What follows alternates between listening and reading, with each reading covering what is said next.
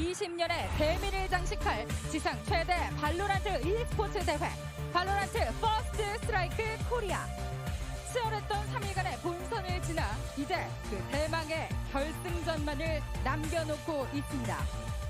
명실상부 아시아 최강팀 비전 스트라이커즈, 그리고 성장의 성장을 거쳐 이제 완성형으로 거듭난 TNL e스포츠. 그들의 마지막 형제의 난이 이곳 결승 무대에서 펼쳐집니다. 불꽃처럼 타오르는 이 트로피의 주인공은 과연 누구일지. 발로란트 퍼스트 스트라이크 코리아 결승전 지금 시작합니다.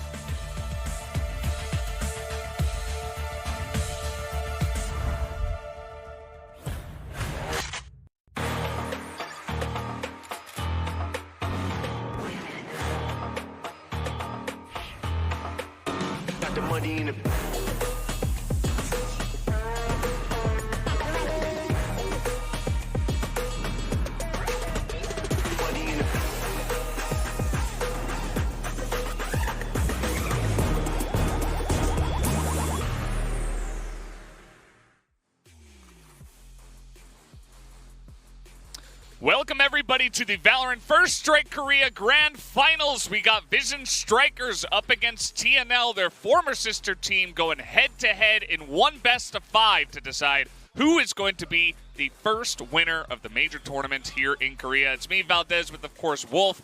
How are you doing today? I'm feeling really good. I'm excited to cast my first VALORANT Finals. We have two teams that have a long storied history with each other. Obviously, TNL being formerly Quantum Strikers, and this is going to be a good match. I mean, we've had very few one-sided matches leading up until this point. It's been very back and forth, very close games up until this grand finals, and we have to expect that this one will deliver at least three to, well, you know it's going to be at least three, but at least 4 to 5 games, I'd say. I mean, I think most people expect Vision Strikers to come in, massive favorites, and take this one easily, but we expected that route from them from day one all the way through this bracket, but it wasn't that easy. Yeah, I mean, they have had some close matches, right? They were the one team to go 2-0 against anybody in any of the best-of-3s that we had in the quarterfinals and the semifinals. They did have to go 2-1, though, with Cloud9. So Cloud9 were actually able to take one map. So it's pretty interesting because the gods have bled, essentially, but they're still the gods, right? They're still on top. They're still the best team right now, but TNL will be looking to challenge them. Let's go ahead and take a look at some of the rosters that we do have for these two teams. But first, we do have the bracket here as, of course, this is how these teams got here. That's right, and as you mentioned, only one series in this entire tournament was 2-0, and that was Vision Strikers taking out F4Q. And that was actually a pretty big comeback from F4Q in the second map after Vision Strikers had a crushing 13-0 perfect game. So it ended up being closer than that scoreline even shows. But I mean, the fact that every single series in our bracket besides that one went 2-3 games, and often you know, those third maps were even closer than how the series started off, just goes to show that this is an extremely competitive tournament, right? A lot of people thought the top teams would be Vision Strikers and T1. Some people were saying TNL over T1.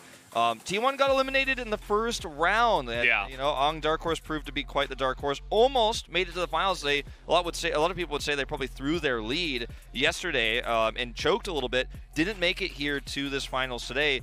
But we do have, you know, two of the most popular, the most famous Korean VALORANT teams going head-to-head in this epic best-of-5. Yeah, certainly the matches that we had yesterday in the semifinals, TNL had a bit of a rougher road, right? They were 2 rounds away from being eliminated entirely. They were down one map as well, but then they slowly came back and did eventually take the spot. So, guys, we're going to now take a look at the rosters of the two teams that will be playing here in the finals. Of course, Vision Strikers, King Stacks, Glow, Zest, and RB. A lot of these names becoming more and more famous the more we see them win. That's right. You know, this is the team that even the Western fans have been watching and studying in terms of Korea. A lot of, you know, Western coaches have even looked at this team's playstyle because they play a lot differently than some of the strategies and patient play you see from the European and North American teams. And this team is very much mechanically skilled, great aim, but they're more famous for their slow, calculated play, right? And I think that's what's going to be most scary about them going into this finals as well. And they have a ton of experience, right, against the team they're playing against because they used to train together all the time. They still have a great relationship with TNL. So this team is perhaps going to play a little bit more aggressively today, change things up. When you have the sister teams facing off against each other like we do tonight, oftentimes teams don't play as you'd expect and don't play as they have in scrims, even leading up to a tournament like this, because it's more predictable against a team that knows them so well. Yeah, absolutely. I mean, in preparation for this, I'm sure these guys have played against each other a lot and practiced together as well. And here, of course, is the Tnl Esports lineup. You do have Xe, TS, Efina, Godlike, and Echo. And again, you know, they were on death's door, essentially, yesterday. But to have the tenacity to pull it back somehow when they were down to, I think it was 11-5 on Haven. I think the second map it was, and they were already down a map. They pulled it back and went to overtime in map 3 as well. Yeah. And they did just barely eke it out with the win there. So definitely is a pretty crazy road for them to get here. A little bit harder than the one we saw from Vision Strikers. And now, guys, we do have the highlights from some of the matches that these two teams have played. So let's take a look at those. Indeed. I mean, it was not an easy run, again, for any team in this tournament, and I feel like we did see some heartbreaks along the way. T1 in particular, losing out early was one of the big ones everyone was looking at. The series against Cloud9, obviously in the semi today was, you know, one of the more one-sided series, even though it did end up, you know, going the distance. It felt like Vision Strikers had the lead the entire way. And this is, I think, a really big test moment for Vision Strikers. Like, can you beat Cloud9? Can you dominate Cloud9? You know, obviously the Icebox pick didn't work out, but that was kind of the theme for a lot of teams. We'll talk about our map picks a little bit later, but they were able to recover after a pretty weak Icebox performance and showed their tenacity there. And you know, Vision Strikers have certainly shown some weaknesses here and there on their way, but their opponents, TNL, I mean, from the get-go, even in their match against Pro Party, it was never easy, right? They looked to be the shakier of the two sister teams, and they struggled in this series against Dark Horse, like you were talking about, barely brought it back. And I think in a series like this, best of 5 we're going into right now, you fall behind in the best of 5, in a grand finals especially, most teams can't recover from that, but I think this team has already shown the ability that they can. Yeah, and you're seeing some of these highlights that we saw, like 2-3 in a row there, were incredible clutch plays from Echo and Xe in particular. Just unbelievable clutch mechanical plays, and I guess that's what they bring into this matchup. These guys are pretty insane as players themselves, and we see that they're never going to give up, and they're going to pull off some crazy stuff. We saw 2v4s. We saw multiple, you know, quad kills, even aces from this team. Pretty crazy, as we are going to take a look at some of the points of the match. Yeah. As Vision Strikers have been on one crazy streak so far in Korea. Yeah, they've nearly got an 80% win rate on Bind, which is a map that's getting more popular in Korea. Was very low pick until this tournament, and so that's a huge boon they have. They're also undefeated. They've never lost a tournament they've entered. This is their 16th that they're playing in a row to try to take. And obviously, you know, as Xe showed yesterday, there are mechanical clutch plays that can be performed even in a deficit. They showed their tenacity, as you've been saying, in that series yesterday and just barely brought it back. We could go the distance on this series, but I think we all have to say, we all have to admit, Vision Strikers come in once again as big favorites. They absolutely do. And of course, we're going to take a look at some of the key players of this matchup as well, because, you know, we talked about some of the key players from the side of TNL, but also on the side of Vision Strikers, we saw this guy, Stax. He was looking stacked yesterday. So many headshots was what I was remembering, and you see it there in the stats as well, 27.5%. He was lining it up. He was so consistent. It was crazy yesterday. He's insane. He's the breach player for this squad. He's an insane entry player as a result. He sets up entries, I should say. Helps a lot of those entries be successful. He's actually gotten player of the game more times than any other player. 3 at the moment. He's actually currently #1 in that rank. And this is the team that's played the least games of any team in the tournament. So that's pretty impressive as well. He's just been the most consistent player in this tournament by a large margin. And going into this, everyone thought RB was going to be one holding that crown, but Stax overtook him as time went on. And you can see Echo on the other side here. for TNL, the Sova player, so completely different role, more of the scout player. And it's rare to see a Sova player actually have such a high combat score, but he's making it happen.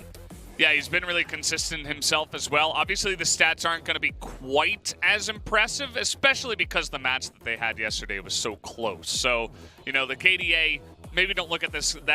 This guy was so crucial to their win yesterday, and he was part of a couple of those highlights towards the ends. But this is what we wanted to see. The map selection for this one is pretty interesting because there's no ascent, because the hidden map was kind of random here, of course, by selection, and it ends up being Icebox again. And something else that's really interesting to notice as you see it down the list of every time a team selects the map, the other team selects the side. And 4 of the 5 maps, despite, you know, obviously it alternating who selected the map, TNL will attack first. Attack is the stronger of the two, you know, sides you can be on for both of these teams. In fact, they both fall off significantly in terms of stats on the defense. So the fact that TNL gets attacked first 4 out of the 5 times, if they can set the momentum, if they can get a big lead on attack, you know, that's a really good boon for them because on defense, they are weaker. Vision Strikers, slightly weaker as well, right? Both teams having better stats on attack. So I do like that for TNL, that they get 4 out of 5 attacks first. Yeah, we'll see if they can kind of get in their comfort zone, because I think a lot of what will give TNL some power in this matchup is being comfortable, right? They talked about wanting to come in here and just play a comfortable game, and it's not going to be super comfortable against Vision Strikers, but we'll see what kind of game they do bring. Of course, set 1 here on Split. We're taking a look at what agents they are going to pick up. You expecting anything crazy coming into this first map? I mean, Split's where we see a lot of Sage sneak in to the lineup. We've seen a lot of experimentation with that throughout the quarterfinals and semis, and Raze has also made quite a few appearances here as well, and that's something that Vision Strikers are going to pick up right away. The Omen obviously being stock standard. We heard from Exi yesterday that he particularly likes playing Reyna on this map, and that's what they're going to end up grabbing here for the final pick on the side of TNL. Sage does get pulled in on the side of Vision Strikers. They're going to go down the Killjoy breach path otherwise, so big trade-offs here. Neither team having a Sova, so... Yeah, and Vision Strikers don't even have a jet. Nope. Hey, I don't know if you remember, but the last time we were on the casting desk, I'm like, you're basically trolling if you're not bringing Jet and Sova into every map, but Vision Strikers throw that in my face and say, we don't need either of them. Yeah, the scary part about running Sovaless is that you're not going to have the ability to check corners here on this map, which is really important, especially in terms of mid control and control in basically retaking when you're not sure where your opponents are positioned on A or B, especially B. But the scary thing too without a Jet is that when you do lose control, retaking with no vision and no strong entry, that's going to be very difficult. Yeah, absolutely. So guys, map 1 is loaded up. Let's get into this grand finals. Vision Strikers up against TNL. And of course, jumping into this one, TNL will be pushing out, actually, of B. Looking to get some action going right from the get-go. They want to show Vision Strikers they're not scared to go for the fights. And just gonna trade a little bit. Looks like they're both teams actually just backing away. Maybe Vision Strikers looking to rotate here a bit. Yep, actually just trying to hold, pushed up super far forward here onto A. And this is kind of a free entry here. A nice little dink there from Exi, though, as they were like, oh yeah, no, it's pretty clear. We can just run in, and King able to trade one back here. Reyna pushing out. Echo there is going to get caught. As now Exi looking to push, but you see Stacks behind him. Gonna look to get those flank kills. They have no idea he's here, and he will be able to line up that one kill. As only Efina remains 1v3. We got some low health bars here. Let's see what he can do. I'm gonna have to try to push around this corner. Unfortunately, outnumbered. And, I mean, if he can get even a body shot into Zest, well, he just healed himself, so never mind on that one. King, he could take out with a body shot, obviously. Yeah. A foot shot would do that, but this is going to be extremely difficult, especially with the turret placement. Not going to happen. Nope. That was quick. Just lines him up and takes him down, so you could see that the defense was a little bit passive, I'd say. Yeah. Well, I mean, to a certain extent, right? We had a really aggressive push up there on A, and didn't end up getting a pick. Like, look at Exy here, right? He looks for the grenade, and he gets one pick onto Glow, but he doesn't get a positional advantage, right? And unfortunately, like, there's a trade there that's favoring Vision Strikers, and everybody else's rotation is just a little bit too slow. Efna obviously being the last one to join there, and just end up being outnumbered. The retake is, again, so difficult with the agents they've chosen, especially when you add a pistol round. Yeah, and this is another aggressive play, actually, pushing out of A now, just going straight through A main, saying they want to get in there, but actually the Nanostorm from King did a nice amount of damage already to Efna and Exy. Extremely fast rotation from TNL, too. They know they're outgunned here, so they're just going to try to play aggressive, but, Spectre can beat Infinity Pistols, if you have that sightline advantage. Yeah, it's definitely a different approach here, because we've seen some teams in, when you lose the first round, you got to eco, you just sit there on the site and you try to stack a site with 4 or 5 members, but they've taken it another step further where they stack a site, but then they push as well. Pretty interesting, as Stack's actually going to get caught out here, but the other guys most likely just going to get the easy kills here. The Bulldog doing some work there for Zest, as Vision Strikers will take the early lead in this map. It's kind of risky, actually, to just rely on an Omen Smoke to control Heaven there versus a pistol round. Obviously, you can get outranged at Heaven when you're just running Spectres and you're going for that anti-eco in round 2. They had a Bulldog as well. Zest ends up winning out with that, but it was still kind of greedy to not actually try to put someone up on Heaven and just rely on the Omen Smoke. Works out in the end because they do have that Bulldog and Zest picks up too, but kind of greedy for Vision Strikers. They get away with it. And I think that's kind of the name of the game with them, right? Sovaless, Jetless, and again from Exy here, not going to connect with anybody. Yeah, TNL probably going to look to play a little bit more standard after a couple of the pushes that they have gone for. And we can see that Vision Strikers, as we speak, looking to stack the A site and push in here together as a squad. They know the grenade is down from Exy, who is going to ping that they are coming in after seeing that turret. Bomb buddy in and out. That's a really nice slow placement there. Yep, right in the back, as TNL actually going to get a very successful push in and take control of Heaven as they do it. Stacks, he has been kind of, lurking a little bit, just waiting for his moment to go.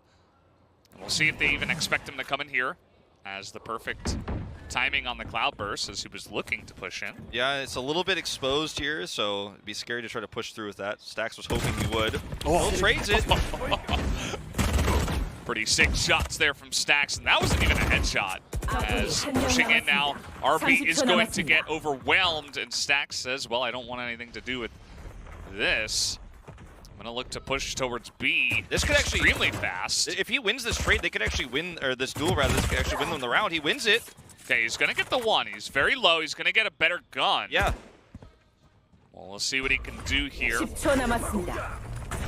As looking to get the blind, he's gonna plant now. As there's the shot, gonna take him down from Heaven.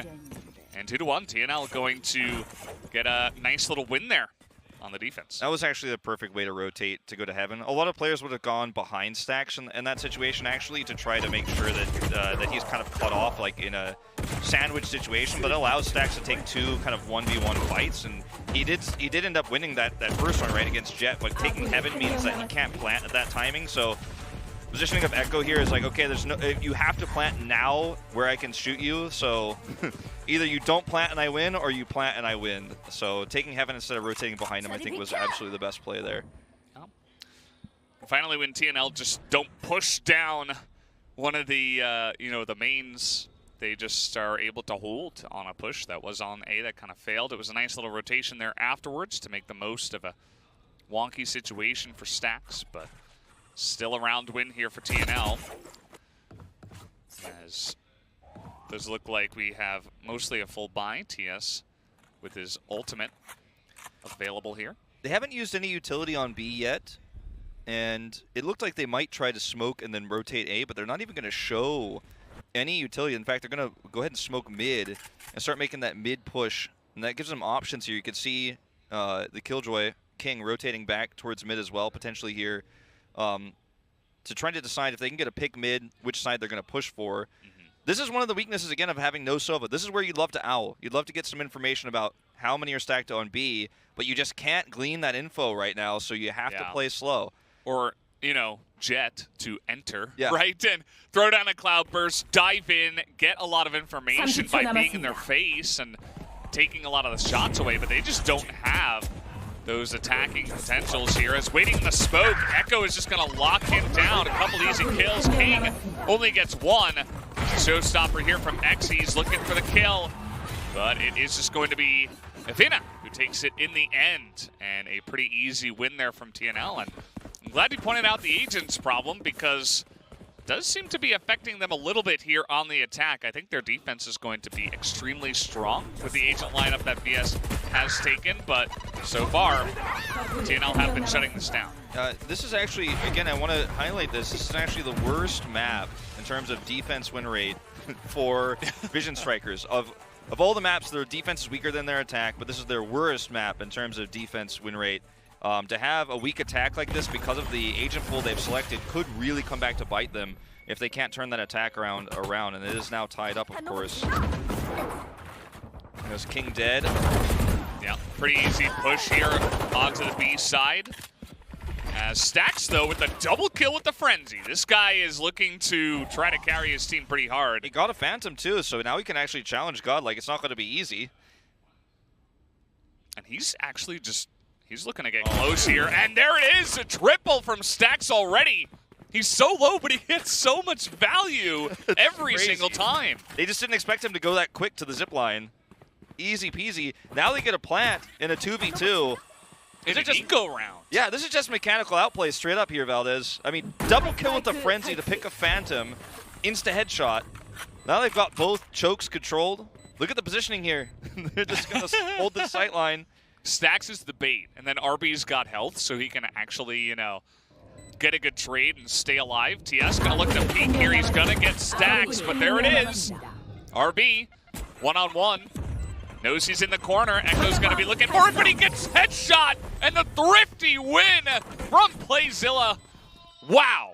Unbelievable. Very impressive round, and it almost feels like Vision Strikers are trying to make a statement here in Game 1. We picked somewhat suboptimal agents. We're going to run these crazy strats, but we're just better than you. We have better mechanical skill. We have better aim. Look at the double kill. And then here, he misses that, right? Then he thinks he's rotating around the other side, and he just doesn't check until it's too late. Then you see this, you know, double stack here where it's basically impossible to lose that one, 2v1. And they didn't challenge Heaven. They got the plant early, and they're never going to challenge Heaven. They made them come to him, or to them, rather. Exactly. And that is such a boost here for the side of Vision Strikers.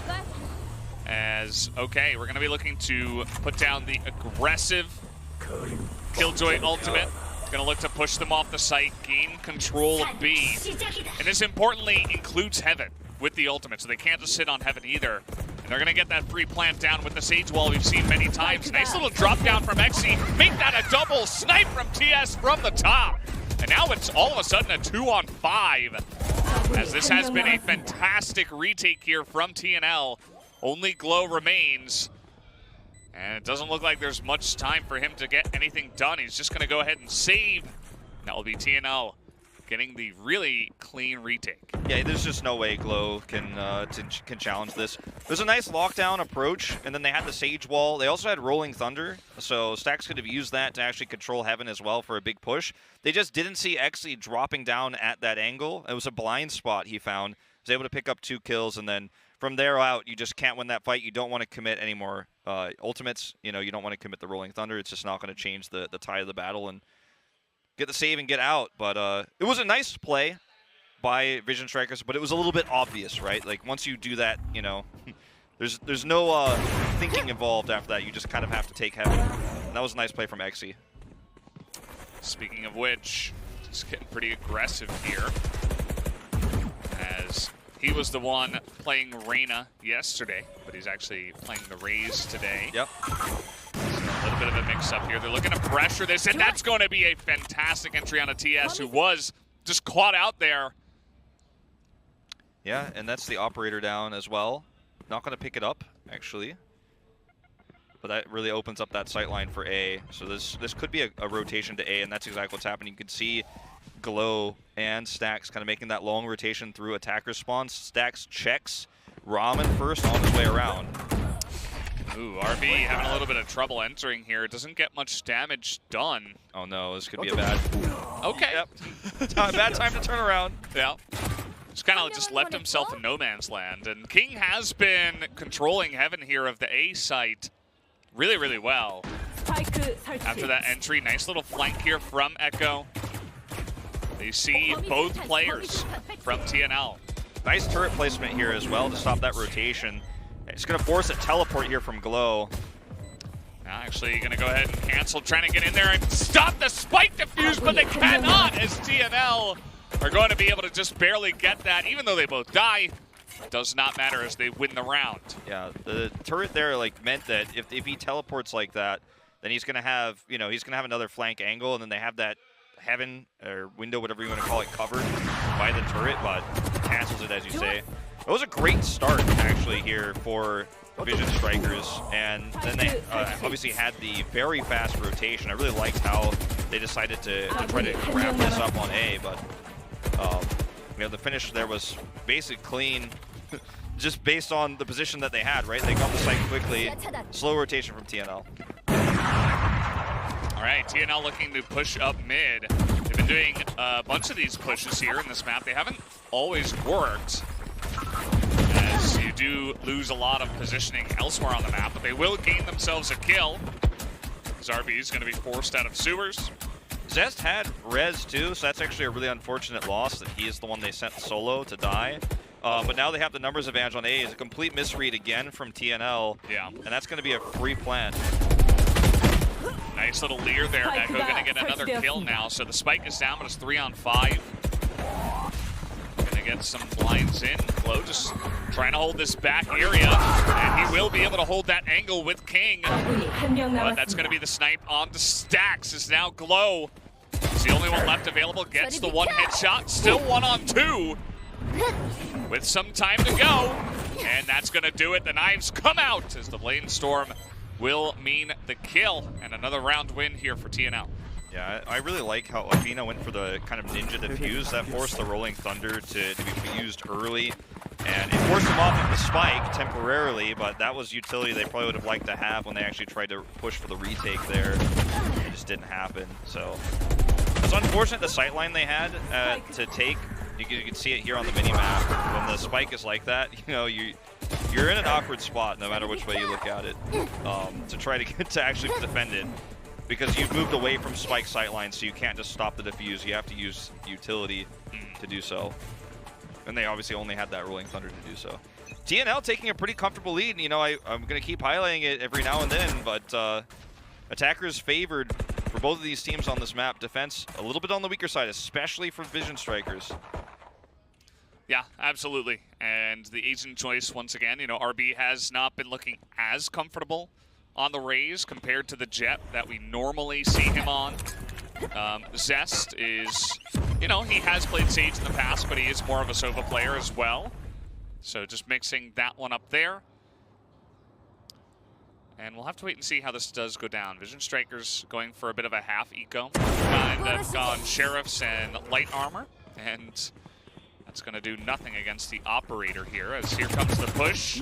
Easy angle for Godlike. Gonna shut down one. Also gets the blind. Nice headshot from Stacks to just take down the Operator. As once again, this guy is just pretty insane. Don't think he's going to be able to 1v4. Although he does get the one extra kill with the Operator, so doing as much work as possible. As much as he can. Yeah. It's got a pretty low firing rate. That's what you end up doing when you got a save round. Some Sheriffs being bought, otherwise Godlike it's not even fair. Yeah. That he has a Phantom against these players running in with Sheriffs and Classics. But another clean round, right? Economy advantage furthers the lead here for TNL. And this is going to be when, we wonder, can Vision Strikers actually come back here? And we're 3 rounds left in this half. They do buy here. If they lose this one, that's another loss. That puts us at an 8-3, basically. going into the final round of the half. So you cannot lose this one if you're Vision Strikers. This one is the big one. Yeah, absolutely. Glad you pointed out. They really need to win this round, and it looks like they're going to have their chips on A. So they're just going to, smoke down that middle area from main and try to get in onto heaven here.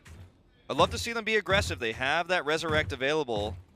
Zest is holding it at the moment, so you can push for a trade, try to get onto that spike site immediately. They're playing it very slow.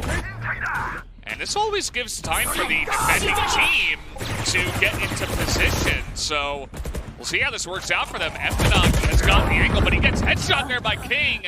Good entry as Godlike will win the trade on ramps. And Echo in the back of the site. He is in the Empress, but he will get headshot by Stax, which is pretty massive for making sure they can get the spike down. And now it's only Godlike against 3. Yeah, this is extremely good for Vision Strikers. Godlike, he's got the Vandal, so he can one-shot, but he'll be taken out first, and that's the end of that. But like I said, this is the round they needed to win. They got to do it without using Sage's ultimate, so that's some further utility they're going to have for the next round. And, I mean, they almost fell down into the pit of despair, right? If they lose this, it's like, can you even win split after that, given everything we know about their to play on defense and the economy they have left for this first half. So, absolutely massive win there. Yeah, absolutely. And I thought that Echo, in the back there with the Empress active, I thought maybe he'd be able to pull off something crazy, especially after getting that first kill, but not quite able to go 1v3. He was getting surrounded there over on the back of the A site on A back. As Lear's going to come out here, Echo getting aggressive, will be able to get the 1 kill.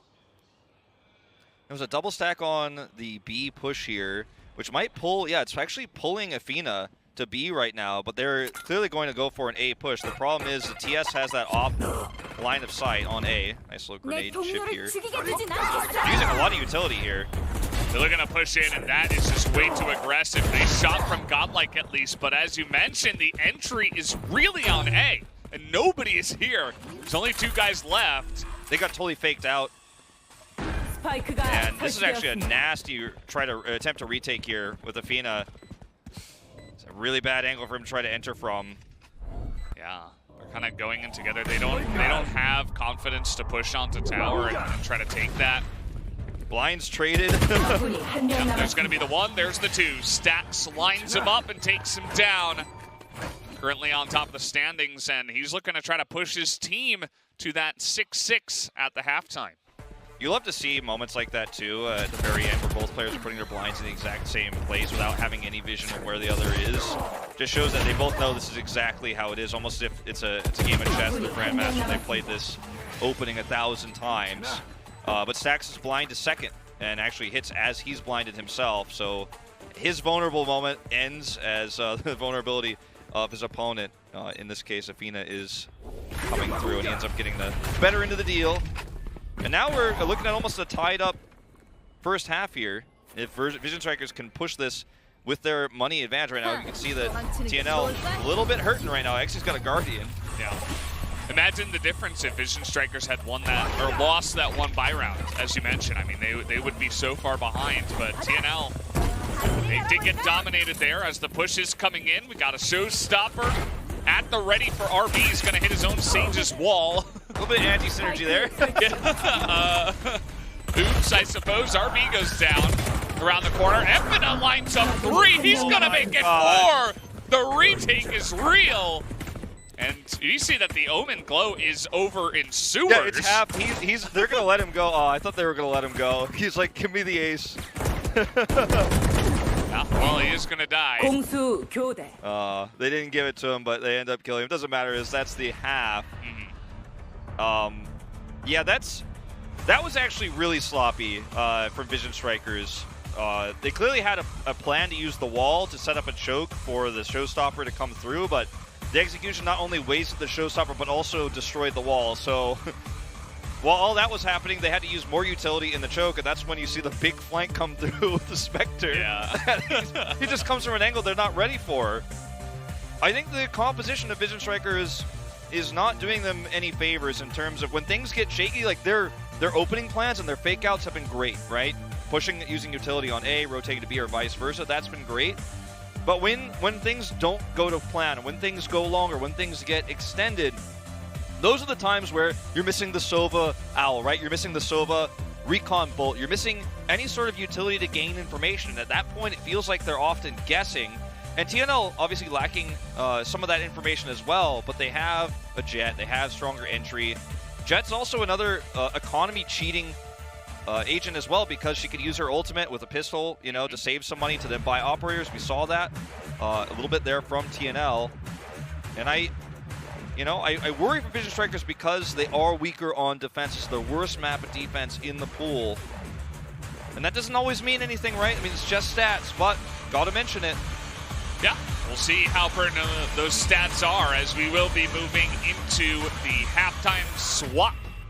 TNL with that last round win will be ahead here 7-5, and they are on the attack. So, you know, we mentioned the stats. I do want to point out again that the agent kind of composition that they have is very defensive, right? You've got Killjoy on top of Sage, and then Breach is there. Raze can clog up all of these different, you know, places that you can run through all these different hallways on this map, control a lot of space, and that's what a lot of these agents will be able to do in the Vision Strikers lineup. So we'll see if maybe they're trying to bolster their, you know, losing defense side. Yeah, it's definitely a stronger defense comp. I completely agree.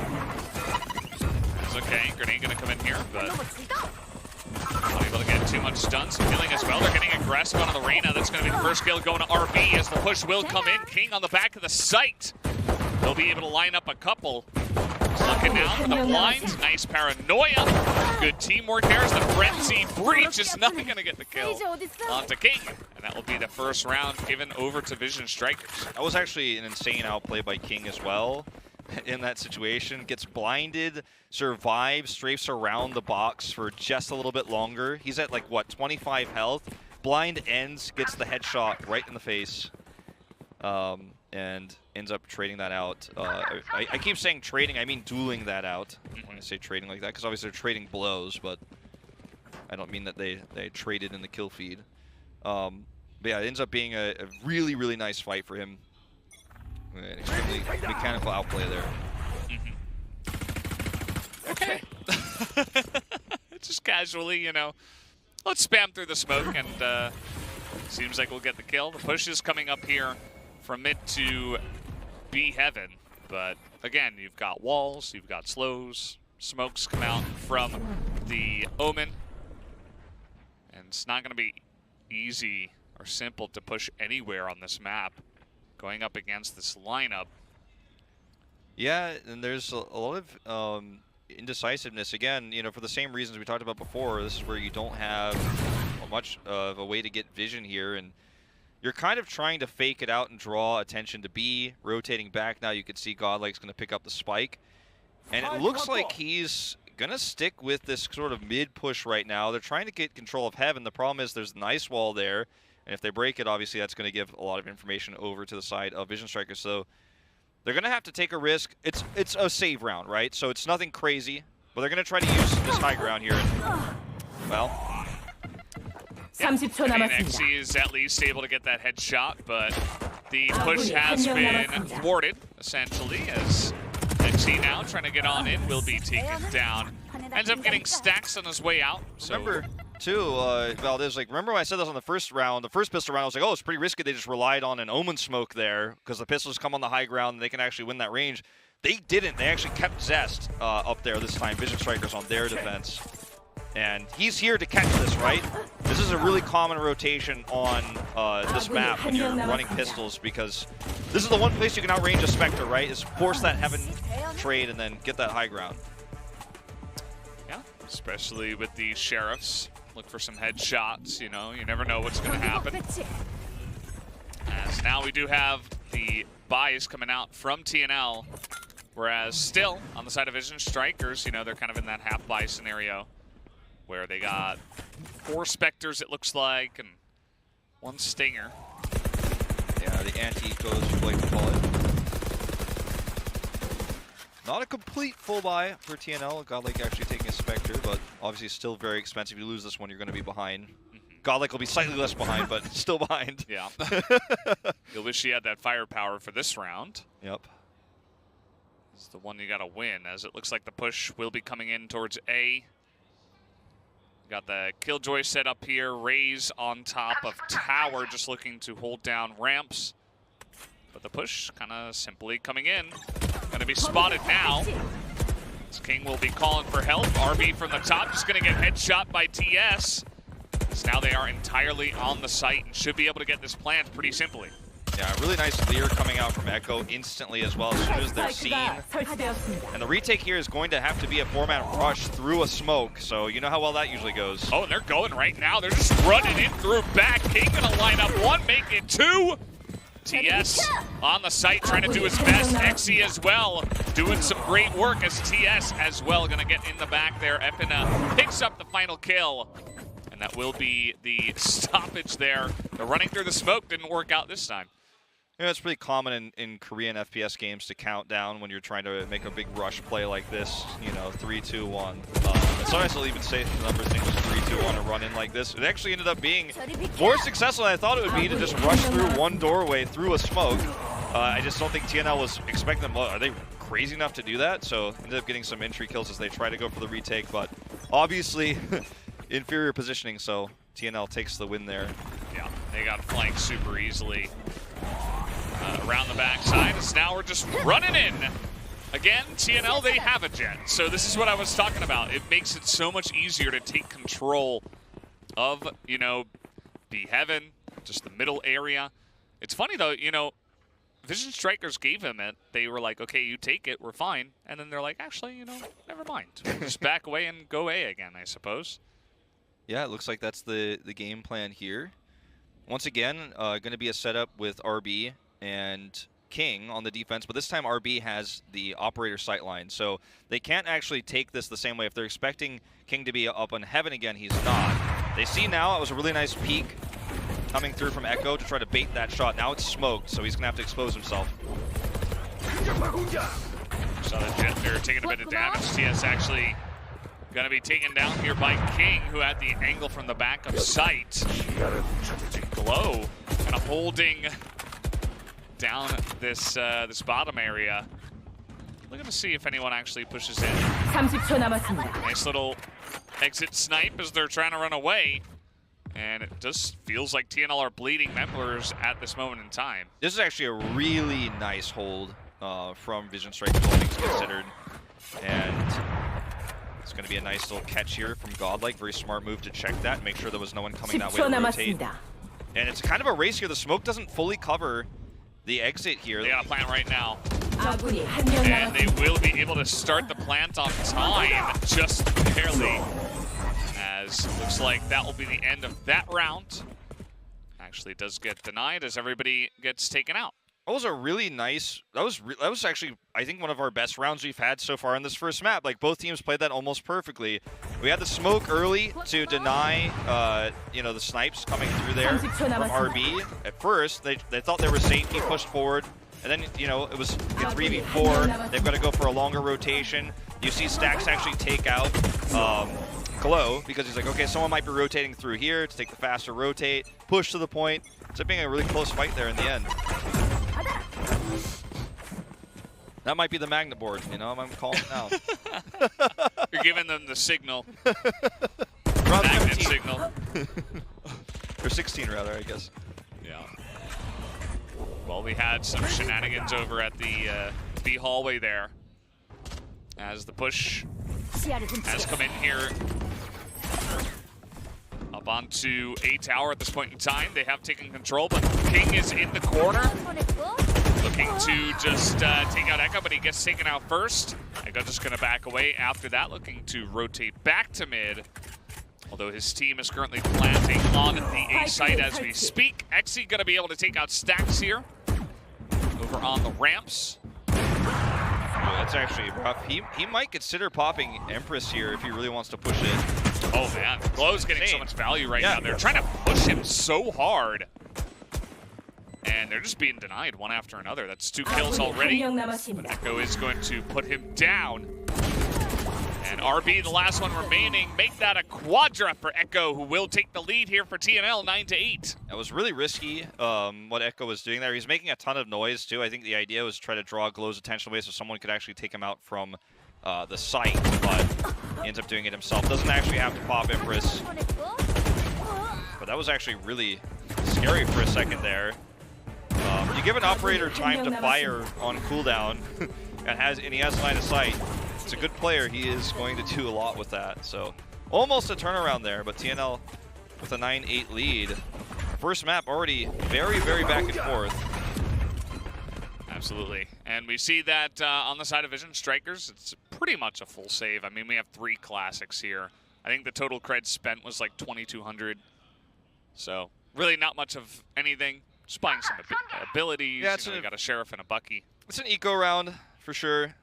Zest might be able to get something done with that Bucky. We've had some pretty impressive Buckies throughout this tournament. And a fan. Yeah. We've had some in the qualifiers as well.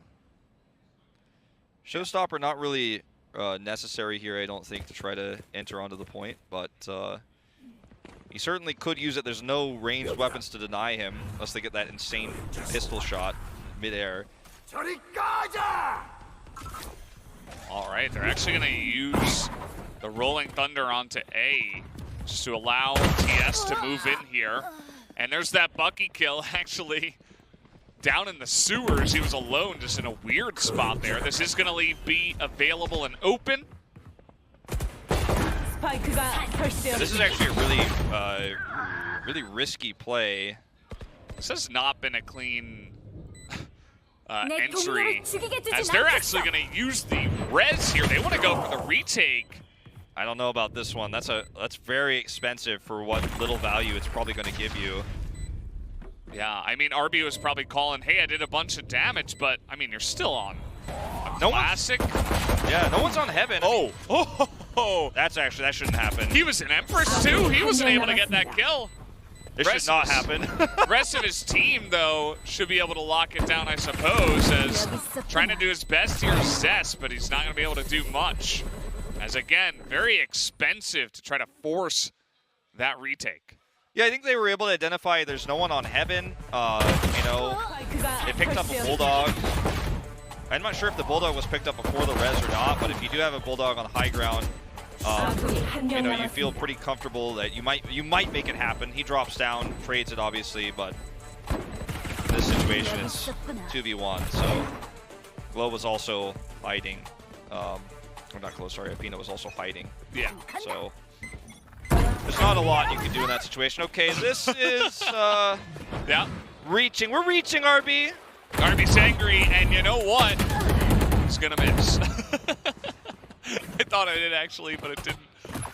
RB just ends up taking a bunch of damage. He also bought a judge. So he's saying, I'm just gonna get in their face. He's a bit angry, I suppose, and just doing range things. But here is that very aggressive push in. They're gonna get Rolling Thundered as they do it, but Efina makes his way in alone. Because of that Rolling Thunder, this allows King to pick up a couple kills, make that 3. This is gonna help out very nicely. TS here up on Heaven. Takes a bunch of damage, pops the Blade Storm, and immediately gets shot in the back for the quadra for King. King just popping off on this one a little bit, despite what was a very shaky start. And, you know, I mean, we say shaky because it didn't work, but it could have worked brilliantly. It's a free pick. Then you don't have any information about what's going on in A, where the mid-rotations might come through. So if it worked for RB, it would have looked amazing, and it would have looked really smart. It didn't work, and like we said, it was kind of out there, but, I mean, it was still, in theory, a good play. Yeah. Part of why he bought the judge, I think, as well. Especially, you know, if there were more than one player, like if they were actually looking to pressure A, you know, it'll be much more difficult for them to actually just run away into sewers and all that good stuff. So let's take a look-see here at where they're gonna go. It looks like Zest is on top of the wall in mid. Just really looking to hold down this area, but it's gonna turn tail and run. Pretty aggressive positioning there in the middle. Right now, Vision Strikers have to make a tough choice. So do they go to commit to A, because it seems like an A push, and they weren't able to deny anything in mid. So they lost information there. They knew there was at least a raise in mid. So this is kind of scary right now. But they don't take the bait, actually. They don't take the bait. They stay on B, where the bomb actually is. And this has actually put TNL in a really awkward position where they've got a strong push for A, but the spike isn't there. So it's going to take them a long time to actually get set up. And this gives reactionary time to Vision Strikers once they realize what's happening. They're already rushing back over. Yeah, they've got some good coverage here as well, as that was a little bit funky. Echo just poking out, looking at the sky. Looking up at heaven, of course, and he was sent there after that one. So, yeah, just a very good hold overall from Vision Strikers. Yeah, they really just didn't take the bait, and then when they realized what was happening with the later rotation, it was a quick one, right? And you can see on the map, like, look at how late the bomb is coming in, the spike. Sorry, old habits die hard, but he's so late coming in. He trades, but they have heaven control. They're outnumbered. Yeah. I mean, that wasn't even all of Vision Strikers. There's still 2 members rotating in. Yeah. Godlike's lateness, funnily enough, actually allowed him to get just the weird angle where they weren't expecting him to be so late. They're like, why is that guy so late? And he ended up getting 2 kills, but because of everything you mentioned, it just ended up being a little bit too slow on the push. We're going to coin the term fashionably late, where you show up to a point so late that, like, you get an unexpected angle. Yeah, you get the unexpected angle, you get a couple of kills, and then your team dies, so it doesn't matter. But at least your KDA is good, so. Yeah, fashionably late. Yeah. Godlike, looking godlike in terms of his KDA in that round. Nice little maneuver again from Zest. He's getting more aggressive. Maybe he's reading something about TNL's play and saying, you know, I can look for picks too. Well, he knows they've been really prioritizing mid to set up some of these fakes and trying to show a lot of utility in mid. This time he's just saying, no, what are you gonna, if you're going to commit through mid, you're going to commit. I'm going to know about it. They're going to hold heaven, actually, a nice crossfire here. All right, nice position from Stacks. Didn't expect it there, and this is just perfect. The Secret Lab Flawless comes in for Vision Strikers. They had every angle locked down. Yeah, and they knew it's a save round, right? They know that their opponents probably have pistols. Best case scenario, Bucky's, right? And so just to control this crossfire here on heaven, after setting up a wall on this location as well to slow the push, to make sure it's going to be, you know, at worst case scenario 2v4 after that opening pick, and a slow one at that, like, it's just a perfect way to read how TNL have been playing their pistol and save rounds so far. Always rushing heaven. Got better range on the high ground. Maybe we can win that fight while we're outgunned, but they've kind of figured it out at this point. All right, this time buying up is TNL. They're going to commit heavily. All 5 members quick onto the A site, not wasting any time this time around. The spike is going to get down way back in the back corner. Really nice smokes from Athena, actually locking down both sight lines here. So this is going to buy them a lot of time with a fast plan. Probably like 35 seconds already left on that. Going to force, actually, the lockdown. Yeah, defensive lockdown coming in here from King.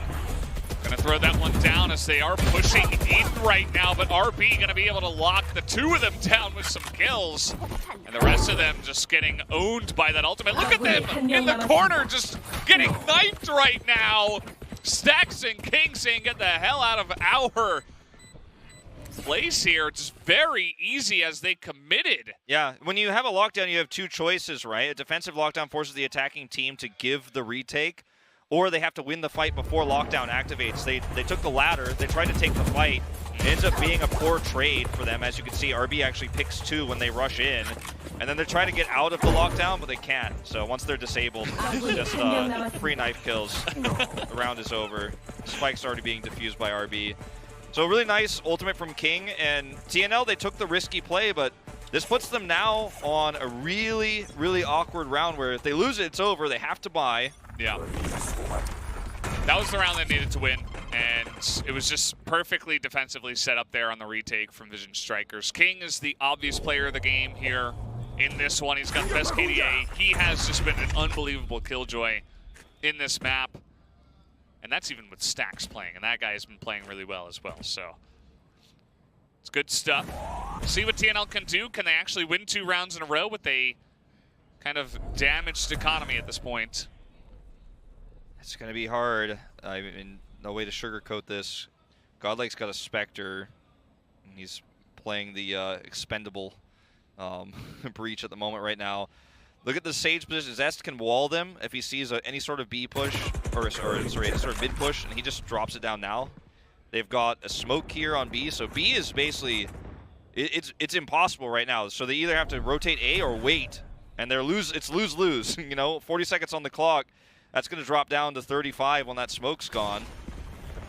There it is. Yep. Paranoia. They're just using everything. They know they're committing B. This really hurts for TNL. The Omen ult cancel there on the back as, okay, the entry from Echo, but he gets taken out in Empress Zest. They've got all the angles. The crossfire is perfect here with the control from Heaven as well. The smoke is denying a little bit of chance for Glow to enter the fight, though. He's just gonna chill back. Here comes the plants. Nice angle. They had no idea he was there. That is going to be the kill onto Godlike as Vision Strikers will take map number 1 of Split with the 13-10. I feel like TNL took a lot of unnecessary risks on those last few rounds, deciding to try to push the Killjoy lockdown there from King, and then in that last round, despite the smoke and the position they were in, they didn't rotate. The ice wall was mid. Could have gone for a long rotate A. They knew several members were going to be on the B site, but they decided to push B regardless there, through the smoke, through the paranoia. They waited too long. They had a lot of time lost, and it felt like under extreme pressure. There were a few choke rounds there for TNL, who, remember, started this off with a very favorable first attack round, or first defense round, I should say. Vision Strikers, remember, more famous for their attack, and they had that lead up until halftime. It slipped away, and, you know, in general, I felt like that was, you know, TNL, if they had just played a little bit more perfectly, which is, you know, obviously hard to say, right? Yeah. That was their map to win, and they lost it. Also, can I just say, I feel like that might have been the best map of the tournament so far. Like, yeah, that was like the best highest level map so far I think we've seen. Very back and forth as well. A lot of clutch moments, a lot of just great strategy that was built in from both of the teams, I think. Some unfortunate downfalls as well from TNL. Yeah. But man, it was close. It was very, very close. So we're going to take a look at some of the highlights from that matchup once again. There were certainly some big rounds that come back to mind. Oh, sure, certainly. Obviously, the one we just saw with the lockdown from Killjoy, but let's take a look at starting right from the get-go. Yeah, you notice TNL really prioritizing Heaven actually on B, on both attack and defense. I think that's something that Vision Strikers actually really started to figure out. They started double stacking Heaven, especially when they knew they had eco advantage. This is actually a really incredible round here for Vision Strikers, for RB when things looked dire. Barely turned that one around. But yeah, you'll see in a lot of these highlights, Heaven control is one of the big deciding factors on those B takes, and A was usually kind of the second rotation, the kind of the desperate move for TNL as well, and that started to become predictable at a certain point, especially in that last round we just watched, where it's like, okay, they walled mid and they're still going to commit. They commit the smoke, right? Vision Strikers commit the smoke, but they still stay because they don't have they barely only have enough time. If they rushed to A, they'd have enough time to plant. It's like that sort of predictability is something that Vision Strikers were able to identify in the first map, and obviously we're not going to see Split again. But it is kind of scary to see if patterns like that develop, how quickly that can be kind of identified. And these are sister teams. We talked about how they have a lot of experience together. You know, I was able to speak with the owner of Vision Strikers, who told me that, you know, in scrims, like, they have a pretty good win rate against TNL, including before they, you know, when they were Quantum Strikers. They feel very confident. They started off in the deficit in this first map, but they brought it back. And that's kind of scary, I think, for TNL. Like, you kind of need to take them off guard. You kind of need to take these early advantages, eco leads, especially on your attack firsts, which they have a lot of coming up, and really solidify that lead early. And then I think you have time to play around. Okay, now they're realizing what you're doing on A or on that B push in Heaven, and then you can change it up, right? But you need that first. Yeah, so very back and forth there. That was a really enjoyable map to watch. But guys, we're going to take a break. After the break, we'll go back to the analyst desk, but we'll see you after that.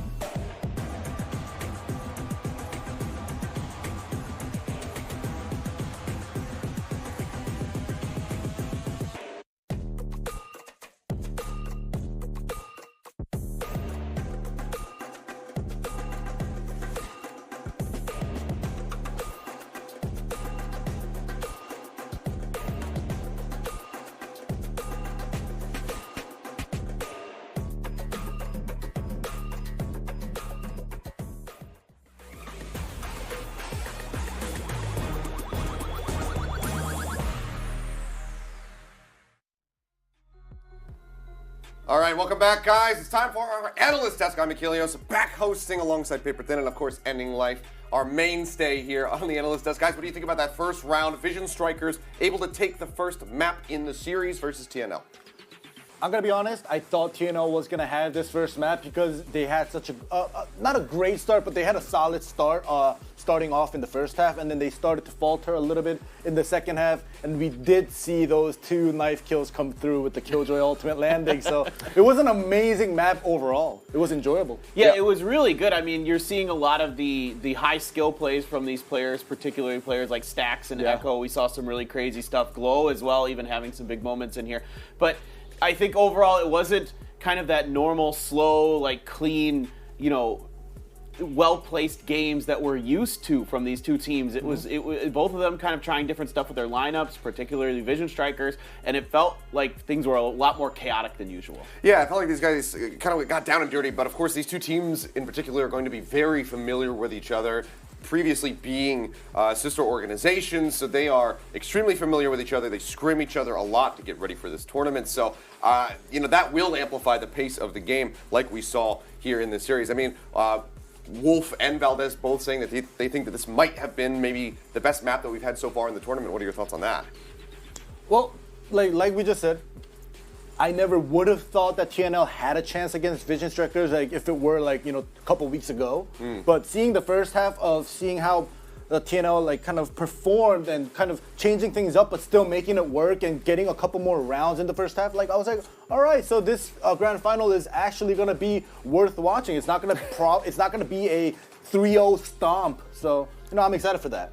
Yeah, and I think here for TNL, this was a big one. If they could have won this, then they have a really good chance because Icebox is coming up next. We saw Vision Strikers struggle a lot on Icebox. How much is Vision Strikers able to regroup coming into the second map? But this next map is, you know, absolutely, I feel like a must-win for TNL. They can't go down 2-0 to Vision Strikers. I don't imagine them being able to come back from that. That would be absolutely a brutal position to be in. Let's go ahead and take a look at the stats here, however, from this first map, because there were certain players who were putting up some pretty significant numbers as we do get ready to take a glance. King, of course, is going to be the first one that comes to mind, just a mind-melting performance with the Killjoy. It was absolutely wonderful to see, as we can go ahead and take a peep. The only person to break 300 ACS, this guy, 26, 15, and 2. He was just all over the place. Yeah, and I'm also glad that we got to interview King previously on the previous days. Sure. You know, we were picking out guys from, you know, all these different teams, and we were kind of getting lucky, the English side, I'm saying, because every time we pick, because we can't have one player on both sides, and we used to always get the POG, and now King actually possibly will get the POG because of the highest ACS that Achilles mentioned. So yeah, King definitely performing. He knows how to play Killjoy, and he was telling me that you know, he was gonna keep it a little bit of a secret, and it was definitely worth that secret. Yeah, it absolutely was. Let's go ahead and take a look at some of the highlights here from this first map, where I'm sure we will see King pop up quite a bit, because this guy was coming in with numerous multi-kills throughout the various rounds. Yeah, I mean, he was doing a great job holding down A, particularly when they were on Defender's side. And here you could see Godlike had a couple good moments hanging out up in B heaven here. But Stax is going to sneak up in front of him on the rope. Stax, by the way, had picked up a double frenzy kill before that had even happened. Yeah, so, yeah, it's a really good job by Stax throughout this round, too. Definitely, and this is gonna be, well, you know, one of those rounds where Stax literally just popping off, giving that opening, literally opening the doors for Vision Strikers, even though it was a save round. Stax got that double kill, providing Vandal to RB as well, Phantom for himself. So, you know, this round actually went against TNL because it was a round that they were supposed to win. Yeah, I really love this play in particular. Both of them going to be stacking into the back site. They know that they're basically going to trade stacks to get this kill, and then they fully just rely on RB to get the clutch, which he does inevitably do. It was a great all-in play that really worked out for Vision Strikers to get the round. Yeah, and you create a tough angle there for TS to come through. It's a vertical angle, not a horizontal one, so it's even harder to make your spray transfer happen. Yeah, but I mean, overall, just solid play from both of these squads throughout. The Vision Strikers are able to edge out just a little bit better than them as we continue to just go through. Yeah, Vision Strikers on the attack, it just felt like, you know, there were a lot more, like, most of Valorant players, especially playing on Split, would think, you know, or know that, yeah, this one was crazy. It was so That's funny. you, Bunny? Wait. Wait, so, you know, it's like, people think, oh, defender-sided map. But Vision Strikers performing phenomenal on the attacker side. It's just amazing to see these amazing players. But in this tournament, it feels like for whatever reason the attacker side has the advantage on every map, even on maps that should be a quote-unquote defender side advantage. It's just been a really kind of unusual tournament in that sense. Yeah, I mean, it could be teams playing up their play style, getting a bit more aggressive when it comes down to the attacking side, and that might be offsetting some of their opponents. But as expected, our player of the game, our Pog, does go to Vision Strikers King. This guy just had an absolutely wonderful first map in the series. Yeah, even if he only had 2 kills at the end of the round, the 2 kills being the knife, should have gotten the Pog. That's true. I mean, at least from memory, I can't really recall any knife kills coming in for this tournament thus far. Yeah. So these might actually be the first 2 that we had. Definitely the first double. That's Yeah, 100% for 100%, sure. yeah. But so much value coming in off of that lockdown. He didn't really even need it in the previous rounds. He was just fragging out of control. Yeah, I mean, again, he's just holding down basically a bomb site or a heaven by himself a lot of the time, or, somebody might cheat over and help him a little bit, like the Rays or something like that. But for the most part, he's the one getting the opening frags on these pushes from TNL, and that's a big part of why he ends up being the Pog. I mean, like you always mentioned, those first bloods are worth so much for the ACS. Oh yeah, definitely. I think it's worth 150 ACS points. That averages in with like last kill and kills, deaths, assists, everything like that. So either way, King, Pog, double knife kill, end of discussion. That's what I'm going with. Well, there you have it. I mean, we've seen very few ACSs reach over 300. It's usually been in the 280, 290 range, unless it's a complete and utter stomp of a series, and somebody in particular is just fragging out of control over and over again. But so for him to go over 300 average in this many rounds played in a single map is truly very impressive. Yeah, it definitely is, and we can stop, I guess, kind of praising King, because we already know, right? We brought him for the interview. We know he's good. We know King right? and Stacks are good. Yeah, everybody knows. We'll be looking forward to seeing more from King as the series does continue. But for now, I do believe, since we have the magnet board back today, I think you guys have something prepped for us. Yeah, well, Magneto's back, so I'm ready to do the magnet board. We gotta get you the mask or the helmet, rather. Exactly. All right, so this is, as Wolf correctly predicted, round 16. This one was probably one of the more interesting rounds. It was hard to pick one because it was very chaotic, like we mentioned. A lot of just individual skill was what was coming through here. But so TNL's on the attack, as you can see down here. Now they start out into mid, and they're trying to make a push through mid. They put a smoke up here, but they don't like it. I believe either the Sage or the Breach was up here. They fall back a bit, but still, I think they get the sense here, TNL does, that there's 3 here. They don't like the push in. So then they re-rotate over to A main. The Jet tries to come in, but she gets taken out by, who else? Yeah, our boy, King. And then at this point, TNL's like, well, this isn't working either. So let's try something different. And they come back through here again. In fact, they actually tried to push through B before they came back over here as well. So they're really poking and prodding and trying to figure out where to go. Yeah, it definitely is. And, Paper Thin was using this because TNL was actually moving as a group. Like, they didn't leave any lurkers. They literally moved as 5 until he died here. TS died here. And when he died, like Paper Thin was talking about, yeah, exactly. The Breach actually had an early rotation. And as TS died here, we had 3B, and then they were like, all right, we're gonna have to support them. And then it became like this. This was the picture as they were rotating back. And Breach got control of mid vents, and he does get a pick off here in the middle, so he dies. I'm just gonna take him off the board, just to make it clean because we have so much. And then by this time, we had 2 members, whatchamacallit, Exy and Athena. They come up here, they get the plant, and he comes back, takes over heaven. So this is the point I actually want to make. When you take B and you don't have a 5-man team defending the plant, you need at least heaven or alley control. And they decide, all right, since we came through mid, we can't risk of going all the way to alley because they were gonna be here already. So by this then, Godlike stays in heaven, tries to take heaven control, and we had Exy here, or Echo, supporting him from rafters, right? So this was the picture, and they rotate back. It was a 5v4 because one got picked off here at Glow. So this was the picture, and I was like, all right, so TNL, even though they are outnumbered, they have the position advantage. They know what they want to do. He smokes, he falls back here. So they kind of have the spread. They have all the crossfires, but they come in.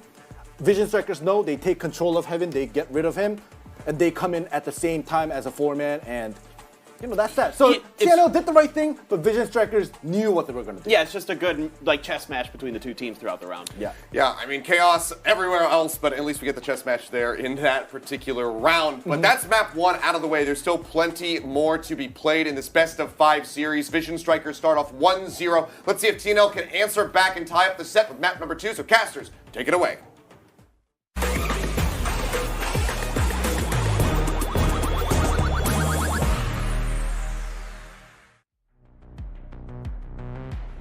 Thank you so much, guys. Thank you for the breakdown there of round 16. Well predicted as well, Wolf. That was quite a fantastic round. And now we're getting ready to jump into set 2, which you might remember is Icebox, which is a map that Vision Strikers have shown weakness on. TNL, maybe this is their chance to pounce. Yeah, this is a map that TNL hasn't played yet in this tournament. They have no data. And it's a map that, we saw picked and lost by Vision Strikers just yesterday. We're going to see the full lock-in here for TNL. They made the decision all at once, keeping the Sage pick, actually, here that we saw from Vision Strikers previously, played by Zest now. Drawing that one in. Once again, Sova-less, in fact. So, something that I'm really surprised to see in this Grand Final is a huge change. For Vision Strikers, we'll have to wait and see what they bring to the table here. Ends up losing both pistol rounds. It's going to be the Cypher, which actually has been a huge successful pick in terms of Lurker on this map so far in this tournament. But they're keeping the Sova as well. So a lot more ability to gain information with this composition. It's not as aggressive. But yeah, they lost both pistol rounds on Icebox actually previously, and that really hurts your economy. So I think that's part of the reason why they ended up losing the map. We'll see if they can win that this time around as we enter the map. Yeah, I mean, this is it's pretty interesting. Looking at the agent choices, I actually kind of favor the more meta lineup that has been brought here from Vision Strikers. As you mentioned, I think the Cypher is key. But we'll see what the Killjoy and the Sage can get in terms of value for TNL, as we will jump onto Icebox here with TNL on the attack. Let's see what angle they will be looking to take here in the pistol round. They're going to be attacking first for the rest of the series. Glow. Oh boy. Oh boy. This is not the first time he's done this, actually. Might be the last, but it's a favorable 2-for-1. Yeah, I mean, it could be the last if, after this they don't have to play Icebox and they just win. We'll have to wait and see. Of course, Icebox is the 5th map as well. That was the hidden map choice. It's expensive too to do that, actually. You buy a Ghost and you use your utility to get up there. Not a cheap move, but it does give them a nice early lead. There is a Cypher cam here to see the rotation. And there it is. And actually a really great Nanostorm as well comes in here. He's looking to poke down. That was pretty easy, or at least he made it look easy. Nice headshot through the wall there. Frenzy once again getting a lot of value in this tournament. Exy gonna come in here, get the 1 kill. Then he just gets shut down. Nice shot there from King to line it up. They're kind of just a 1-2 punch of Glow's very aggressive port onto the high ground. Then he has, that opening trade 2-for-1. And then, the Cypher cam is going to offer you the information about whether it's going to be a very quick B rotation or if you need to rotate yourselves with the numbers of advantage you have whether it's going to be an A rotation or you need to rotate to B. In this case, obviously, it was the A. And actually just kind of stuck here, no way out. So pretty interesting. They're looking to try to lock down that Cypher, but again, the camera just gets so much value. When you put it up high here on A, you can see around all of the millions of corners and nooks and crannies that this map has. And so just gonna hold on to the Frenzy. Will Stacks, of course. Here on the anti-eco. Got 1 Bulldog. Only Godlike is gonna pull up the 1 kill. That's gonna do it here in the follow-up eco from Tnl.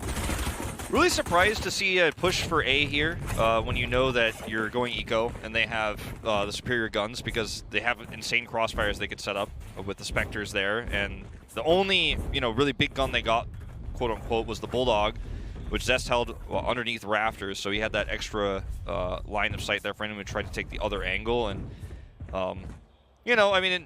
you're very unlikely to win round 2 after losing the first round, so can't fault them for it too much. But I would have expected a B push. Well, speaking of a B push, we're actually having the opposite. The defense is pushing up here from B, and RB is just trying to take it to them right now, not leaving them any space. Perfect blind there from Stax as RB not able to get that final kill on that Echo.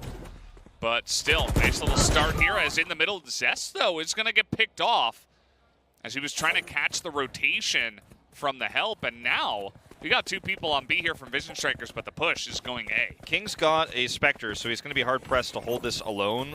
But he has the cam at least, so he gets a little bit of advanced nose. He can rotate away with the trap wires he's set up. So look at this. He even has the trap here set, so he's got a little bit of line of sight advantage. It's going to buy a lot of time for sure, and even picks up the kill. And now 2-on-2. We'll see what happens here. Stax is going to get caught out, and now it's all up to Glow, who always seems to be a little bit out of the way. He was always looking for the rotations, and then if his teammates die, it's like, oh, well, this is awkward. I got to run back. And now there's a wall in his face, so he's going to try to TP up here, but spotted by Xe, and that's going to be the win here from TNL. Finally able to take their first round. Abusing the fact that what happened in the first round, obviously with the Cypher cam set up there, which is what we've been seeing from basically everyone who runs Cypher on this map, is you put Cypher solo on A, everyone else is kind of mid to B so they can rotate if the Cypher sees something. And King actually had a really nice defensive setup. He knew he was probably going to be outnumbered if they went there, but buying time wasn't enough, and it was a really nice identification by TNL of how to rush in, win that 3v1, get the plant, and then prevent the retake. So, clean, and a nice reaction. Yeah. If you're ever going to push on defense, there will be a lot of risk that does go into it. You just leave one of your sites pretty open, as long as you're pushing with 2-3 members. And they were able to at least stem the bleeding and not lose too many people, and also catch Zest by his lonesome in mid. So, certainly helped on the rotation to A, as now things are going to slow down once again. Vision Striker's going to be able to go for a full buy, essentially. It looks like Stax has a Sheriff. But other than that, mostly buying out here is Zest, showing us the power of Sova. Yep, they see no one mid, so that's going to force a blind here. And they actually are misreading the situation. This is a 4-man push for B. They're rotating as quick as they can. And again, Glow's going to get some nice value up there. He doesn't only get the kill, but a bit of damage onto TS and onto Godlike. As RB on the back of the site just being smoked out at this point in time. Can't really see anything. Sheriff actually doing pretty well. Snipe comes from the back here. RB able to get some value here. They know exactly where they are. They know they're behind those containers there. So let's see how they retake this B site. Not always simple. He's going to swap here to the Phantom. King going to support, as he'll be able to begin that defuse, and Xe will be forced out of position. There's the kill from Stax, and Vision Strikers will pick up a 3rd round win. And this is almost like one of those rounds that if you had 2 perfect computer teams of Valorant players and you went to the moment where the rotation was misread from Vision Strikers, you put like perfect players into the game, then like Vision Strikers loses this almost every time. But actually Glow gets insane value, like you said. He outplays. He's got the damage coming through. And then you could just see RB coming in, winning duels that he shouldn't, arguably here, when they don't have line of sight, when they're getting smoked out on their retake. It's just insane. It's just basically Vision Strikers saying, we're just the better team. You can have those advantages. It's not going to matter. And that's what's beautiful about tactical shooters like this. You know, it doesn't matter if they have an advantage. You can actually outplay that if you play perfectly. Mm-hmm. This time around, they're getting angry. They're like, okay, we're a safe round. Let's just push B. Screw that guy up top that keeps catching us off guard. Nice little ghost headshot from Echo. He's going to get a second one onto RB. So actually some pretty decent value. Of course, that operator can just be picked up here. But on the save round, getting a couple of kills is not so bad. Yeah, this is kind of a bad look here for TNL to start things off. Obviously, the save round is going to be tough to win no matter what, but let's see what happens on this next round because, you know, it's hard to really criticize save round plays. And I don't think there was anything wrong about this, although it was a bit haphazard and quick. Like, probably could have played it a little bit safer, but sometimes you want to get your headspace back into an even game, into an even round where you can actually play the game fairly on even eco. So see where they decide to push this one. So far, looking like I want to show some utility A, already placing a turret there. Yeah, TNL have been trying this where they put on a lot of pressure and they go for rushes on both attack and defense on these two maps. And then they just back off and they wait and they see. It's like, you know, push and pull, essentially. And it is actually going to catch RB here. Zest is actually, he needs to switch to his operator. He's well, so slow. He needs to switch out of that position as the Nanostorm was able to push him out pretty easily. TS says hello to that sniper, but Godlike is able to push in. King trying to hold it down, gets another. And now it's one-on-one. He's going to get that angle, dinks him. So low, both of them. Glow, though, I mean, he's just, yeah, he's the X factor. It's not really a 1v1. They're actually going to go for the res. I like Glow had the angle of the guy that was being resed. Yeah, but it revealed him when they went for the res. Okay, there it is. Nice little follow-up. Gets Glow on belt as coming around. There's the Red Bull clutch coming in from Exy. He's done this before. And he does it in a very important spot against Vision Strikers. Yeah, I have to say the one thing that was a little bit sloppy, you know, when this whole round started off was Zest. You know, they knew it was probably going to be a push to A, and he owled instead of holding his operator angle. He actually swapped with King. King actually went mid with his cam, and Zest went to the spot he's actually been holding to try to change up, so the camera was in a different place than usual, so I like that move. But he just didn't identify it was going to be a rotation quicker and pull his operator out very late. Almost died to the Nanostorm coming through there. That was almost really bad there for Vision Strikers at the outset, but he still ended up getting that operator kill. Just wanted to point out they are switching up, you know, their Sova and Cypher positioning up a lot to try to throw TNL off. Yeah, always rotating. You can see this time they put RB on operator on B site, and then King went back to A cam, and Sova went mid as the Koreans just pointed out on the mini-map. Yeah, they're pointing at this boiler area. Stacks in a very interesting spot. Zest, they had the crossfire there, so even though Stacks goes down, it'll be just a one-for-one trade. They're pushing in the side here to A site, as this is one way to make the Cypher's job really annoying. They're going to catch him in the back, as the support could not come in on time, as they weren't expecting Glow to rotate this fast. He's going to get the one. Spike just barely going to get planted. That's unfortunate for Zest. But still, the Rolling Thunder coming out here with the 1-on-2 and the Spike planted. Godlike is trying to make this play work. He absolutely can win this. Ooh, does a little bit of damage. Actually will get the kill, but he does go down as Zest right there on time for the support. Kind of awkward when you're in that situation as RB because you have the operator and you know your rate of fire is too slow, so you ult because it's better than a sidearm because you're so desperate. But then you don't get the kill with your ult, yeah. So you have to use your sidearm, which I think was just a classic in that case. Often a lot of Jet players will take the shorty in that situation, but he goes down, but Zest's there to sweep it up in the end. A lot of close calls here for Vision Strikers, I will say, but they clean it up in the end. This is a much closer first half than the 5-2 scoreline shows.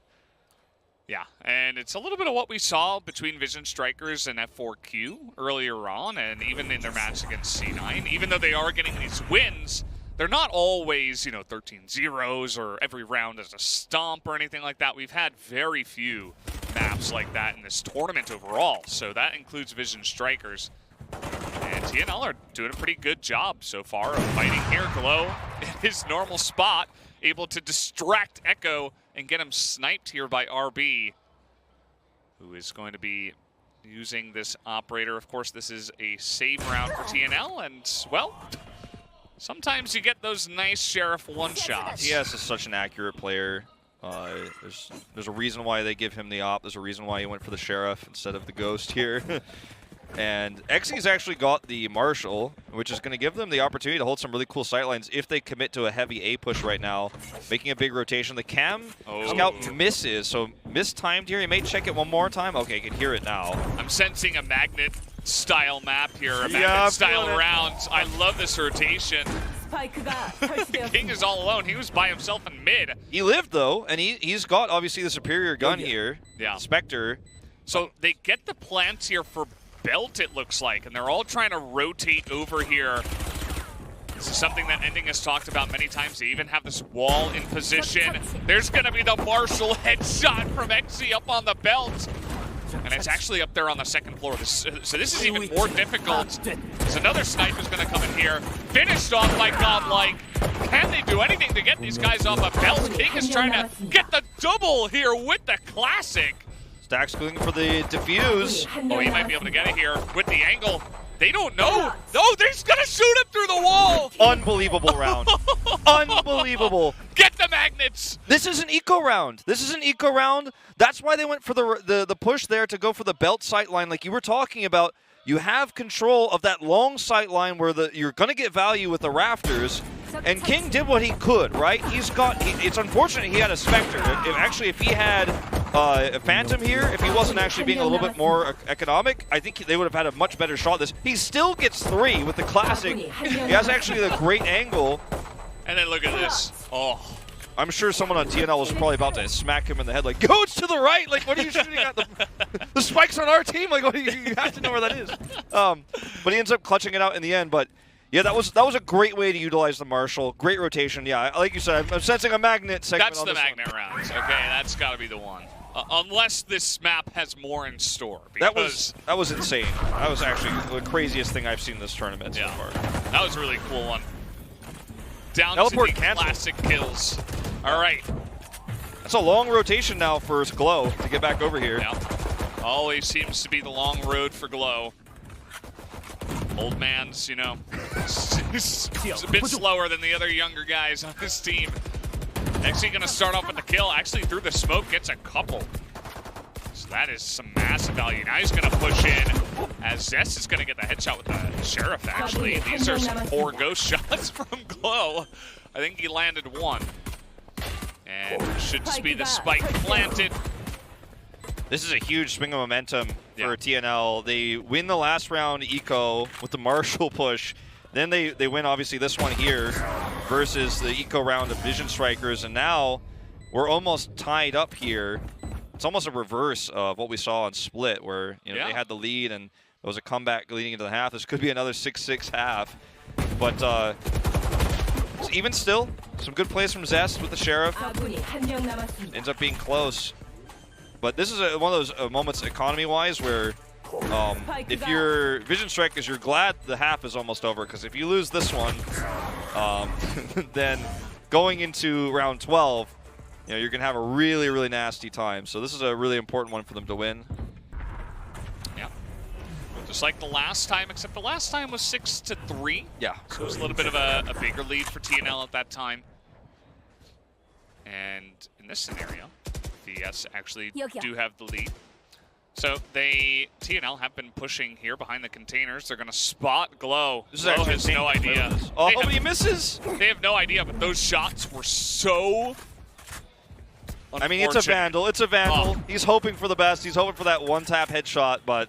That is so unfortunate. Yeah. Imagine he gets the one-tap headshot and then just moves and spams the box, and then the whole team comes in. They would have to be sight. Yep, that's it happens. I mean, these players are human after all, but still, a little bit of a misread from Vision Strikers after the shots were missed. They were like, well, I guess they're committing here because they shot us, but actually as soon as the shots missed, everyone was like, no, abort. We're going A. Can they hold rafters here? That's the question. They're just not respecting the rotations at all. I mean, they leave the entire site open which I suppose if it was only a Cypher, that might be worse, but... And it's attack lockdown here. Like, they can't even approach the site. So Yeah. this is going to be a ton of time off the bomb clock. We're going to go down to like 25 seconds they've got. Maybe even less by the time they can even really start to retake. Into the fuse attempt. Faking. Ooh, and they're actually staying pretty calm, but they gotta make this. They gotta make sure. They gotta spam through that smoke. Where are the shots? There's 3 kills from Vision Strikers, and Echo in the back alone is gonna get taken out at the end. So Vision Strikers, a big clutch moment on the retake there as King just stacking up the kills. And a bit of a dropping the ball from TNL. This might actually take the magnet segment away. I could see Ending Life face palming. I could see him face palming back there. Like, you have the Killjoy ultimate, right? But look at the mini map right now where TNL is. They don't have line of sight on their spike. You push everybody away, you force a delayed retake. It's almost as if they took their hands off the keyboard thinking, well, we win this one, there's no way they can retake. They let Jet sneak in, Cloudburst is there, they don't retake line of sight. You have to control the line of sight on the spike or they will just stick it. And that's exactly what happened. Yeah, they were a little bit late to control Belt, and then one person would come out alone and get picked over and over like 4 times in a row. So it was pretty unfortunate. Glow is here again, and he's just killing people through the...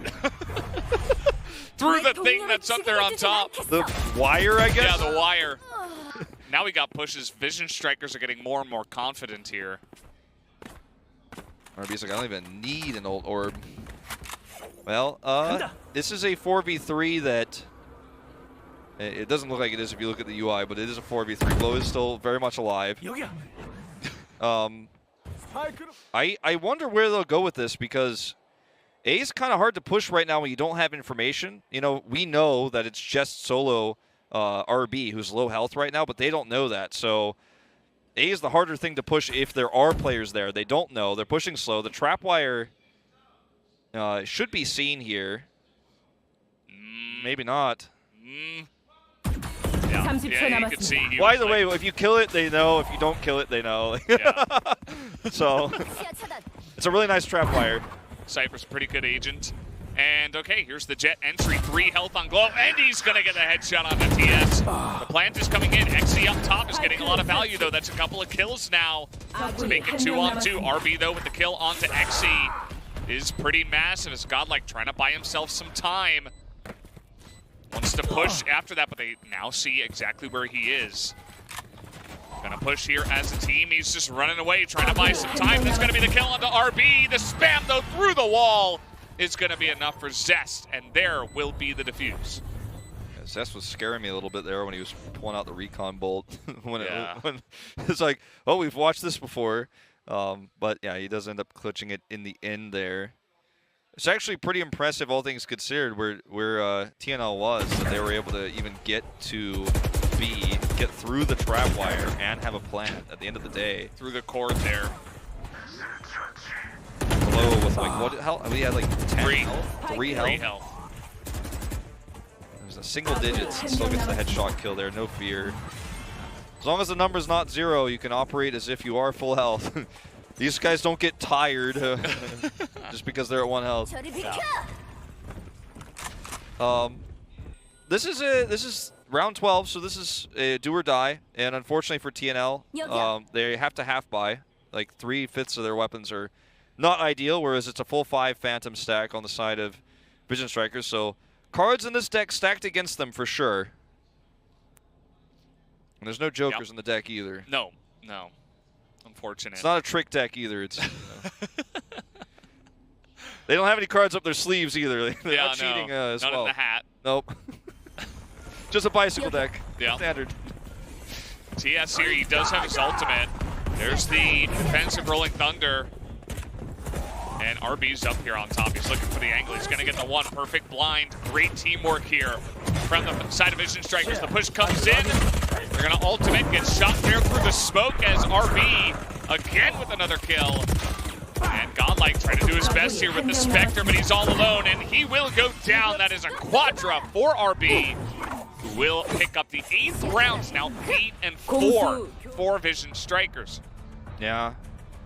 Vision Strikers just looking pretty dominant. It's a huge change from what we saw from them yesterday on this map. And, you know, it was a pretty long day of games yesterday, but we finished a lot earlier because of the new COVID regulations. So they had a pretty long night to prep, study, and discuss what they wanted to see on this map in particular. You know, a map that TNL hasn't played yet. So it's a bit of a risk in some ways because you don't know what TNL is known for on this map. Yes, I'm sure they've scrimmed against them because sister teams and all that, which we'll talk about later. But you don't know exactly how confident they are right now because I bet they haven't been scrimming during this tournament. Yeah. You know, there's a high chance they meet in the finals.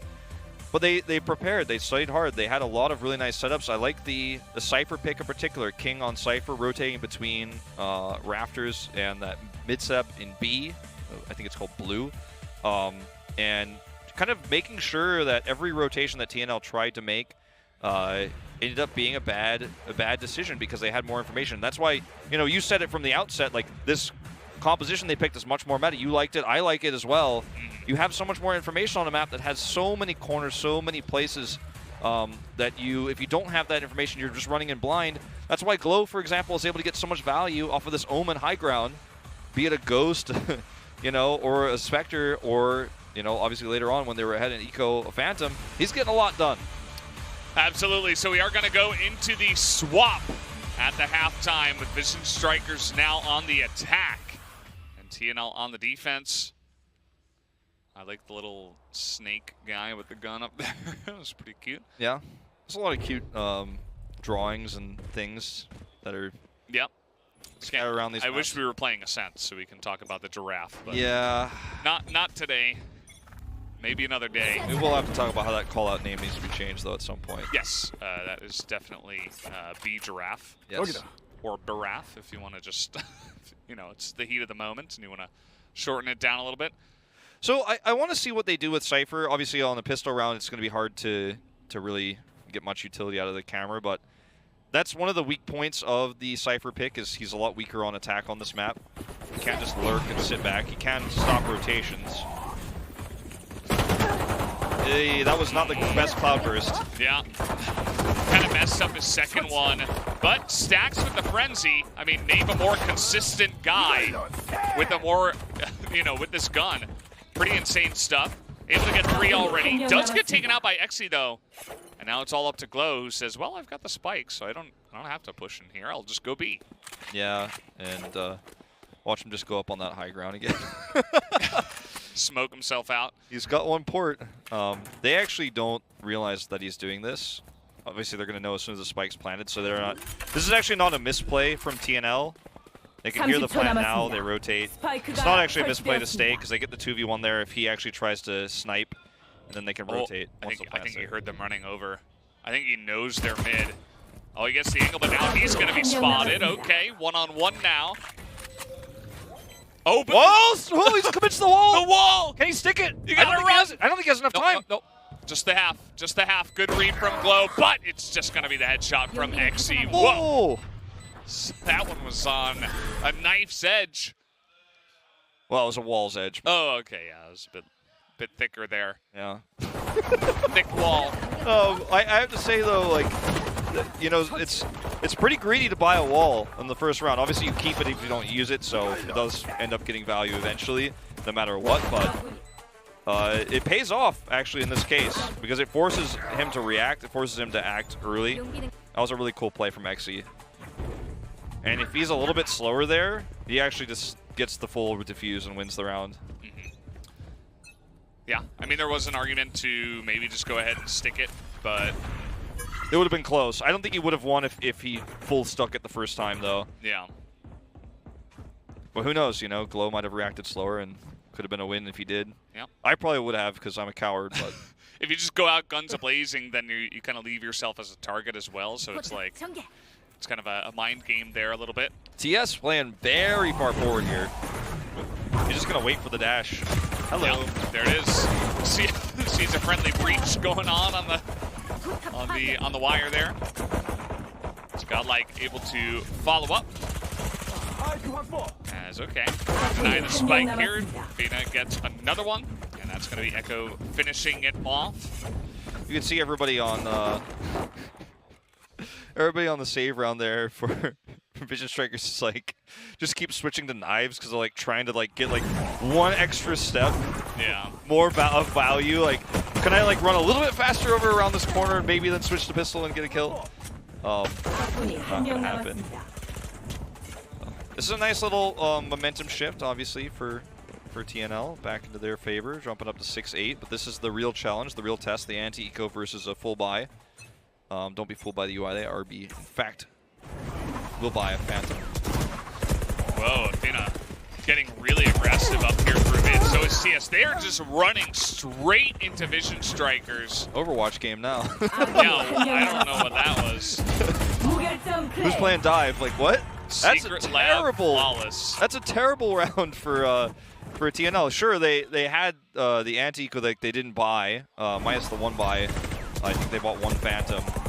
Man. But they kept their guns from the previous round, trying to get ahead, and they were, you know, obviously disadvantaged against Phantoms. But you're really disadvantaged against Phantoms if you just kind of go for it. It was just so almost needlessly aggressive. Like, yes, they were hoping to push mid, hoping that Vision Strikers weren't there, and maybe catch them off guard. You know, catch one guy who's watching mid. But the second it gets all smoked out and you see the Omen up top of tubes, you're like, you can't run through the smoke. Yeah. You know, guns a-blazing. They're going to have like 5 guns pointed at the smoke, and it's going to be just an easy mow down, and that's exactly what it was. So just forcing their strategy, I suppose, and it did not work out. Yeah, I mean, sometimes, especially with sister teams, you do see crazy strats like that run every now and then. That just happened. Gentleman's agreement. That's what they'll probably both say about this when they watch the VOD. One head saw the other one head. That was all that was visible. A little bit of a push in coming through under tubes and into B. He actually misread. They rotated. Oh man. Unlucky Godlike. This is Icebox. This is what happens. Godlike unlucky until he's super lucky. Finds the two of them, lines them up. Gets some help from his teammates to cover his flank. He was a little bit slow on the read that they rotated through the container, but besides that, for like 1 second, he knew every step of the way where they would likely be. So like we say he's unlucky. He just barely missed a free headshot there, but like he just follows and tracks him down with a Spectre, gets the double. Insane game sense. Yeah, the delayed timing from Godlike again. He's just really good at that. Don't think he picked up the Phantom there for some reason. Maybe just barely didn't have time or thought he did. So, oops on that one. Yeah, yeah, okay, there it is. Yeah, I'm not sure if he bought that or he picked up. It looked like he didn't pick up, but I could be wrong. Yeah, it was a little bit delayed. Maybe he was just slow on picking it up. Maybe he was high-fiving. TS going for the ult here, like I was talking about, instead of buying. That's something that you can get out of Jet. Yeah. High value eco sort of move. So you can buy an op next round even if you lose here, oftentimes. It's like outside of everything else she offers. Yeah. it's pretty crazy. Okay, RB gonna follow up the first defensive kill there. Actually, not defensive, gets right in their face, my bad. Gets in there and gets the kill, and now they're gonna get the plant down. And this is gonna be rough here. You can see Exy holding that doorway from the pallet area. But 5v2, I think maybe you just want to back off and save your guns, and that's what they'll do. Yeah, I think TNL is starting to really feel the pressure here. They seem to be crumbling a little bit, playing way too aggressive. You know, TS goes for the pistol ult, obviously. Well, they can trade one back at least. Yep. She's like, oh, let me just throw out my wall here too. Gonna get shot as it's going up. Yeah, I think he wanted to maybe go for a wall res, but that was on TS. He rushed in with his ult and was just covered in smokes. And then when he tried to exit the smokes, all eyes were on him because he made so much noise on his entry. Like we're looking at the end of the replays at the end, but where we started there was with an expensive move, and actually he only has 4K, so he can't buy an op. In fact, so often you'll do that before you'll do that round where you save, use your ultimate, and then buy an op. He doesn't have enough for that. He's got a Phantom. This is a half buy for TNL. I think it's going from bad to worse. Yeah, the momentum is heavily going in Vision Striker's favor at this moment in time, as now they're just going to push in here behind the containers, get control of the B site. Nobody is here. Just not even a single person. There were 3 people on A and 2 mid. Yeah, so pretty quick plant, and look at the rotation they go for too. They're not just going to hold B site. They're going to look for the obviously Raptors. Oh. And then King rotates. Yeah. Ooh, trying to spray there. Gets him just barely 14 health. He had a cam there too. Like, insanely smart play. And he's going for the full rotate. And now they know exactly where they are. And you can see that just backing out of this one, but King is reading it like a book. This guy is a genius. I think this might just be a flawless. No, actually going to pick up 2 kills. But again, there's not enough time to go for the defuse here at this point in time. They were just so slow to rotate back. It was a free plant for Vision Strikers. Oh no. Yep. And he even dies. Even dies, doesn't get to keep his gun. That was a half buy, and he was one of the buyers, so he doesn't get to keep his Vandal. And King's rotation is brilliant. He has a cam so he can see that Echo is there. Then he goes over, takes out Athena, but they don't think he's going to commit. He gets a kill on Godlike, and I thought Godlike actually had the Bucky, so I was going to give him credit, but he didn't actually. So he definitely should have been watching that angle. With the Bucky, I'm like, okay, you wait for him to come, but he actually, I think he had a Phantom there of his own, so should have definitely been holding that angle. They did just... So it was like there was no comms about the 2 deaths that happened on his way in. I think you're right. I think they're just crumbling a little bit. They're just not as clean as Vision Strikers, who look so calm and collected at this point in time. And they didn't even force buy here on 11. Okay, so they're like, okay, our best hope is to go for the overtime. We got to win 5 rounds in a row. Yeah. They're not even force buying right now. They say we don't have enough money to do it. As some poking shots do come out there, the Rolling Thunder going to be used. Nice cloud burst on the retreat. Yeah, actually coming in here. It's going to be a fake defuse trying to get into their face with the Sheriff. That's going to be the 1, the 2 with Echo, but that's only 2. And that makes it 12-7. You know that they went for a half buy. You know the guns they had. You know, everyone was able to clear that up. There's no mystery that if they buy, they can only buy 2 full guns, like 2 Phantoms here. So you know you can go for a B rush, and that's exactly what they did here. If they tried to force buy, they wouldn't have been able to complete it. So essentially, Vision Striker says, well, we'll just roll with it. We're 11-7, and we're going to go for a B rush. If you try to challenge us without guns, you'll lose. And if you try to play the slow rotation, we're going to have that time advantage because we had a fast plant. This is the buy you were talking about for TNL. They're going to go for the full buy. They need to win this one and every other round, as you said. And again, look, there's nobody on A. They're stacking B and mid. They've done this before with A and mid and gave free entry to B. Yes, there's, you know, there's the turret, there's the Alarmo bot, there's this and that from Killjoy, but it's only temporary. It's temporary. They're going to get a free plant again. This is why a lot of players will pick Cypher over Killjoy on this map. You have Cypher solo A, a totally different story. You have time to rotate. You have time to react. The turret's not going to give you that information. Camera. Yeah. Yeah. The camera can give you so much more reaction time. How are they going to re-enter this, TNL? This is going to be incredibly difficult. It's not going to be easy. And again, look at the minimap. King is looking for the rotation. TS, okay, is going to open up with 1. This is a defensive Killjoy ultimate that is coming in. Destroyed, though. Oh, man, that is huge. Poking around the corner, though, is Athena. And now up on top, though, that's going to be a double kill coming in from RB. It is 3-on-2. They're desperately defending here. The risk gets nothing, and that is going to be Icebox now 2-0 in maps in favor of Vision Strikers here in the final.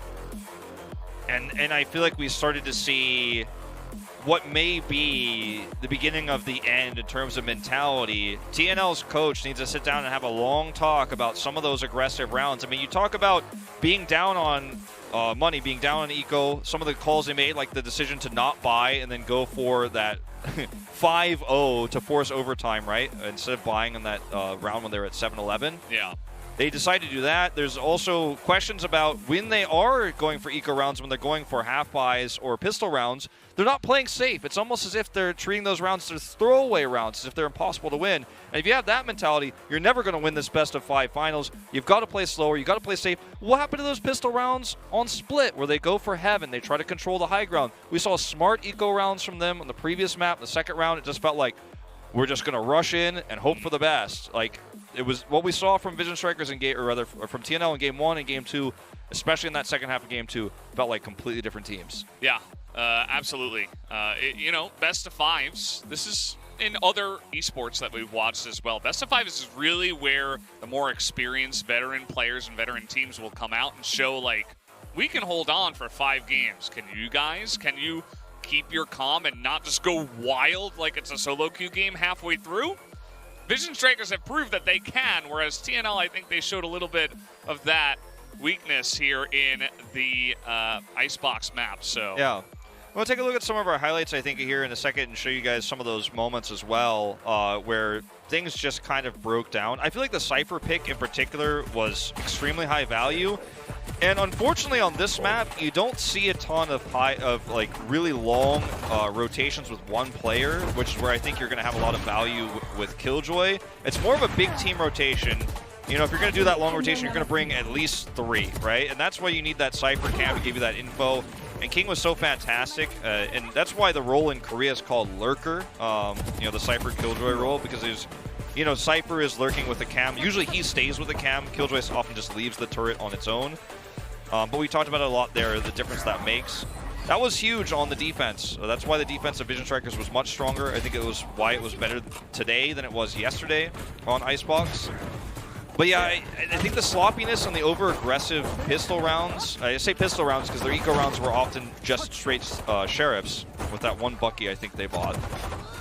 You know, it just felt like halfway through this map, they gave up. And if you're giving up in game 2, you talk about, you know, extending all the way to a 5th game, like who's going to have more experience. If you're giving up halfway through the second map, you're never going to win a best of 5. The coaching staff really needs to be in the ears right now of this team, calming them down and talking about, hey, let's not forget what we practiced. Let's not forget our openings going into buying the 3rd map. Let's stick to what we trained on and not just improvise when things go bad.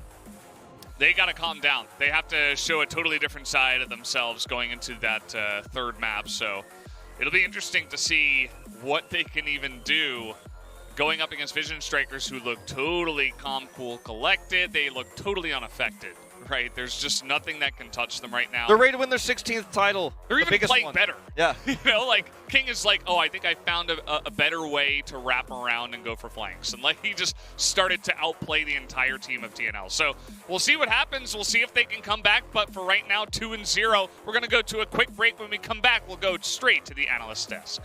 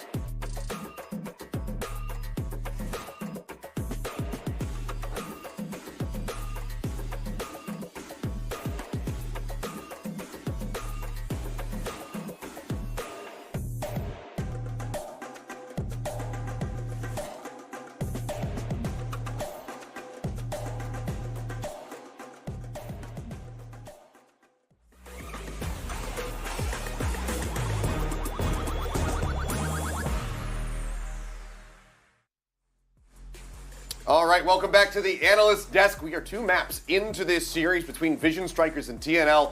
And guys, it's looking fairly one-sided to start off. Vision Strikers currently leading 2-0. Ending, any thoughts on Icebox? Well, you guys all got a glimpse of Glow having fun on top of that blue at B, and he kept doing it over and over. Obviously, he smoked it a little bit differently. Like, he did the one-way once, he did the full smoke on the alleyway once, so he's having fun with that spot, even though it's used multiple times. So.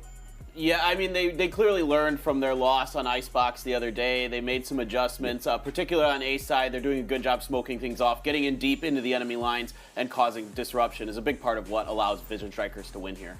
Yeah, I mean, significantly more one-sided here in the second map. 13-7 the scoreline as Vision Strikers are able to take that. So 3 fewer rounds picked up for the side of TNL, who are now at match point. They need to buckle down and really get into gear if they want to be able to turn the series around. Need to pull off a reverse sweep. We're going to throw some stats up on the screen here momentarily to just go ahead and briefly relive what had occurred. And you can see how one-sided this was by taking a look at RB, who comes in absolutely huge with a 335 ACS. Yeah, and you always say this, Achilles, when 2 people have over 300 ACS, then you know it was a stomp. Yeah, I mean, the 335 is already absolutely gargantuan, but a 305 to accompany it from King, I mean, he was just having a whale of a time playing Cypher, constantly just holding down sites by himself.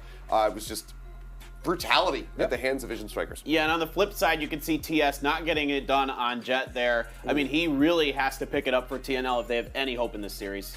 Yeah, for sure. We will have some highlights from that second map coming up in just a little bit, so we can try to relive it. But I think for the side of TNL, they don't want to relive anything. They don't want to be watching these highlights. They want to be focusing on getting ready to go into map number 3, because being a young squad, playing against the team that is undefeated so far in tournaments, they're looking to pick up a 16th tournament victory here today in the first major in Korea. That's going to be very taxing on you mentally to try to dig deep and pull off a reverse sweep in this situation. Yeah, it definitely is going to be, especially for Vision Strikers with the 44-0 individual set or map score so far, so 0 literally.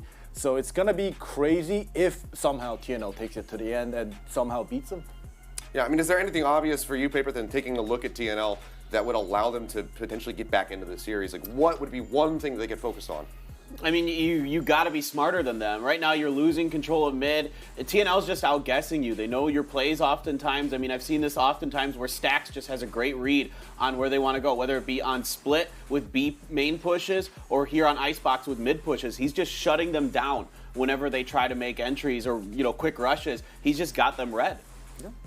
How about you, Ending? Anything else, or do you just have agreements here with Paper? Well, yeah, I do agree, and you can tell that, Vision Strikers as well as TNL, they've understood the fact that, all right, we have to watch out for flanks, right? So we've always had the Omens in particular go on top of the tubes from time to time to watch out for those flanks, and I think it's working out very well. Well, I'm sure we're going to be seeing some Omens on top of tubes here in just a second as we do take a look at our highlights, which is going to be very much Vision Strikers dominated for the most part. TNL, they had a couple great rounds, but for the most part, this is a very one-sided series.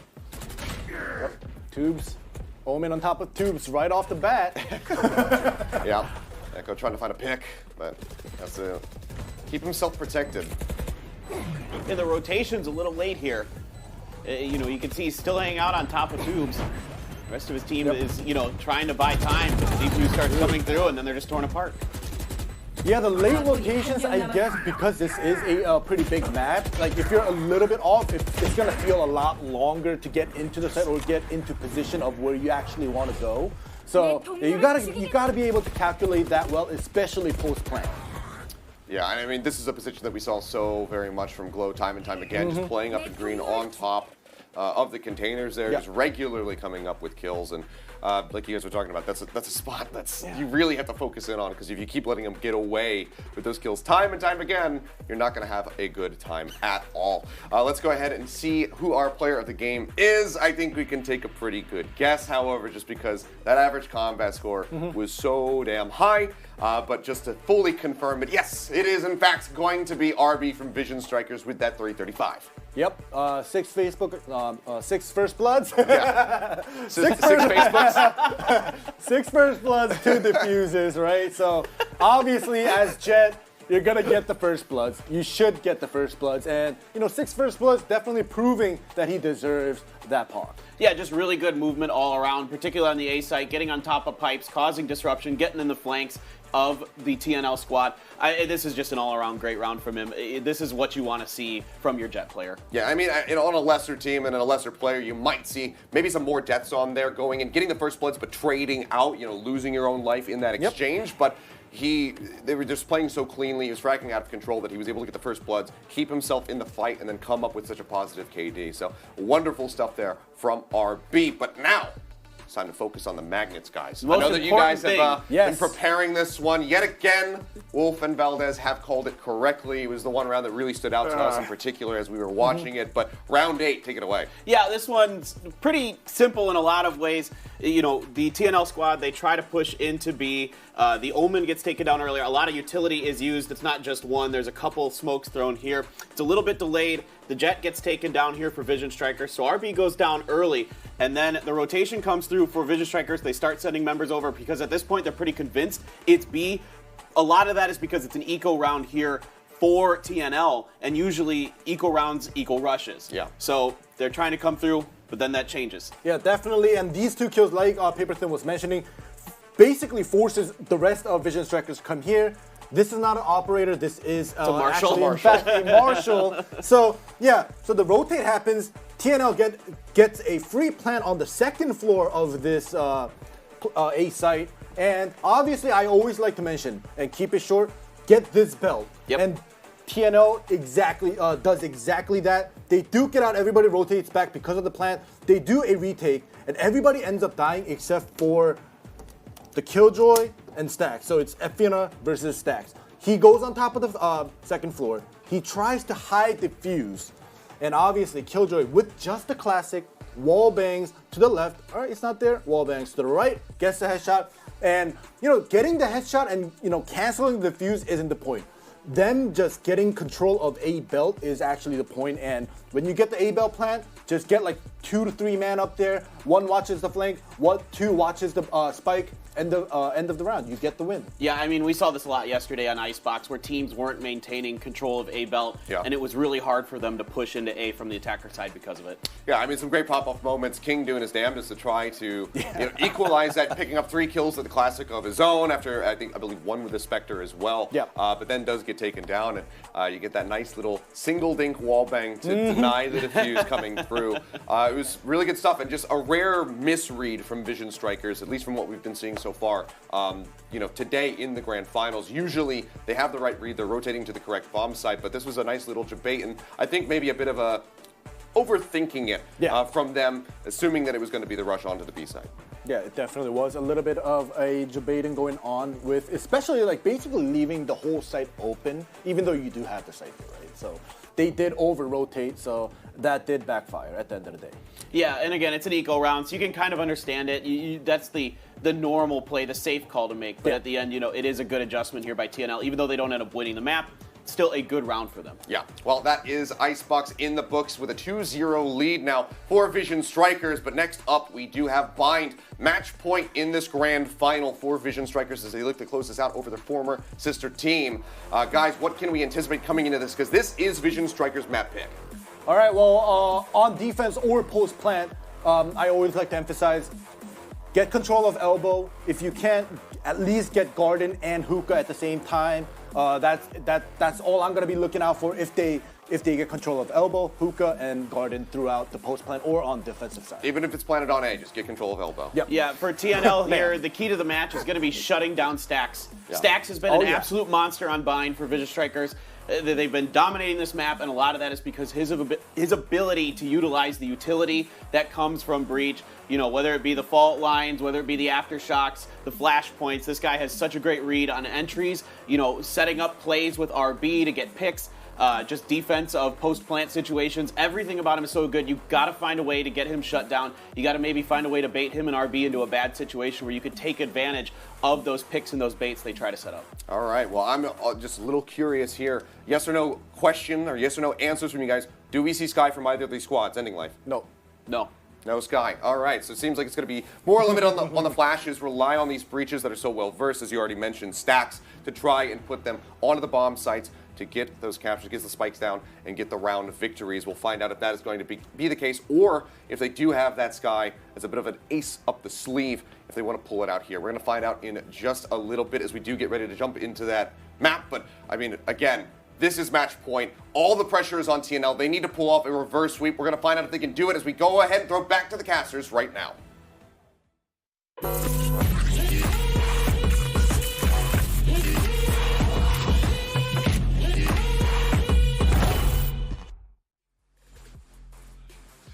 Thank you, Achilleos, Ending Life, and Paper Thin for the wonderful segment there, especially the magnets, always a joy.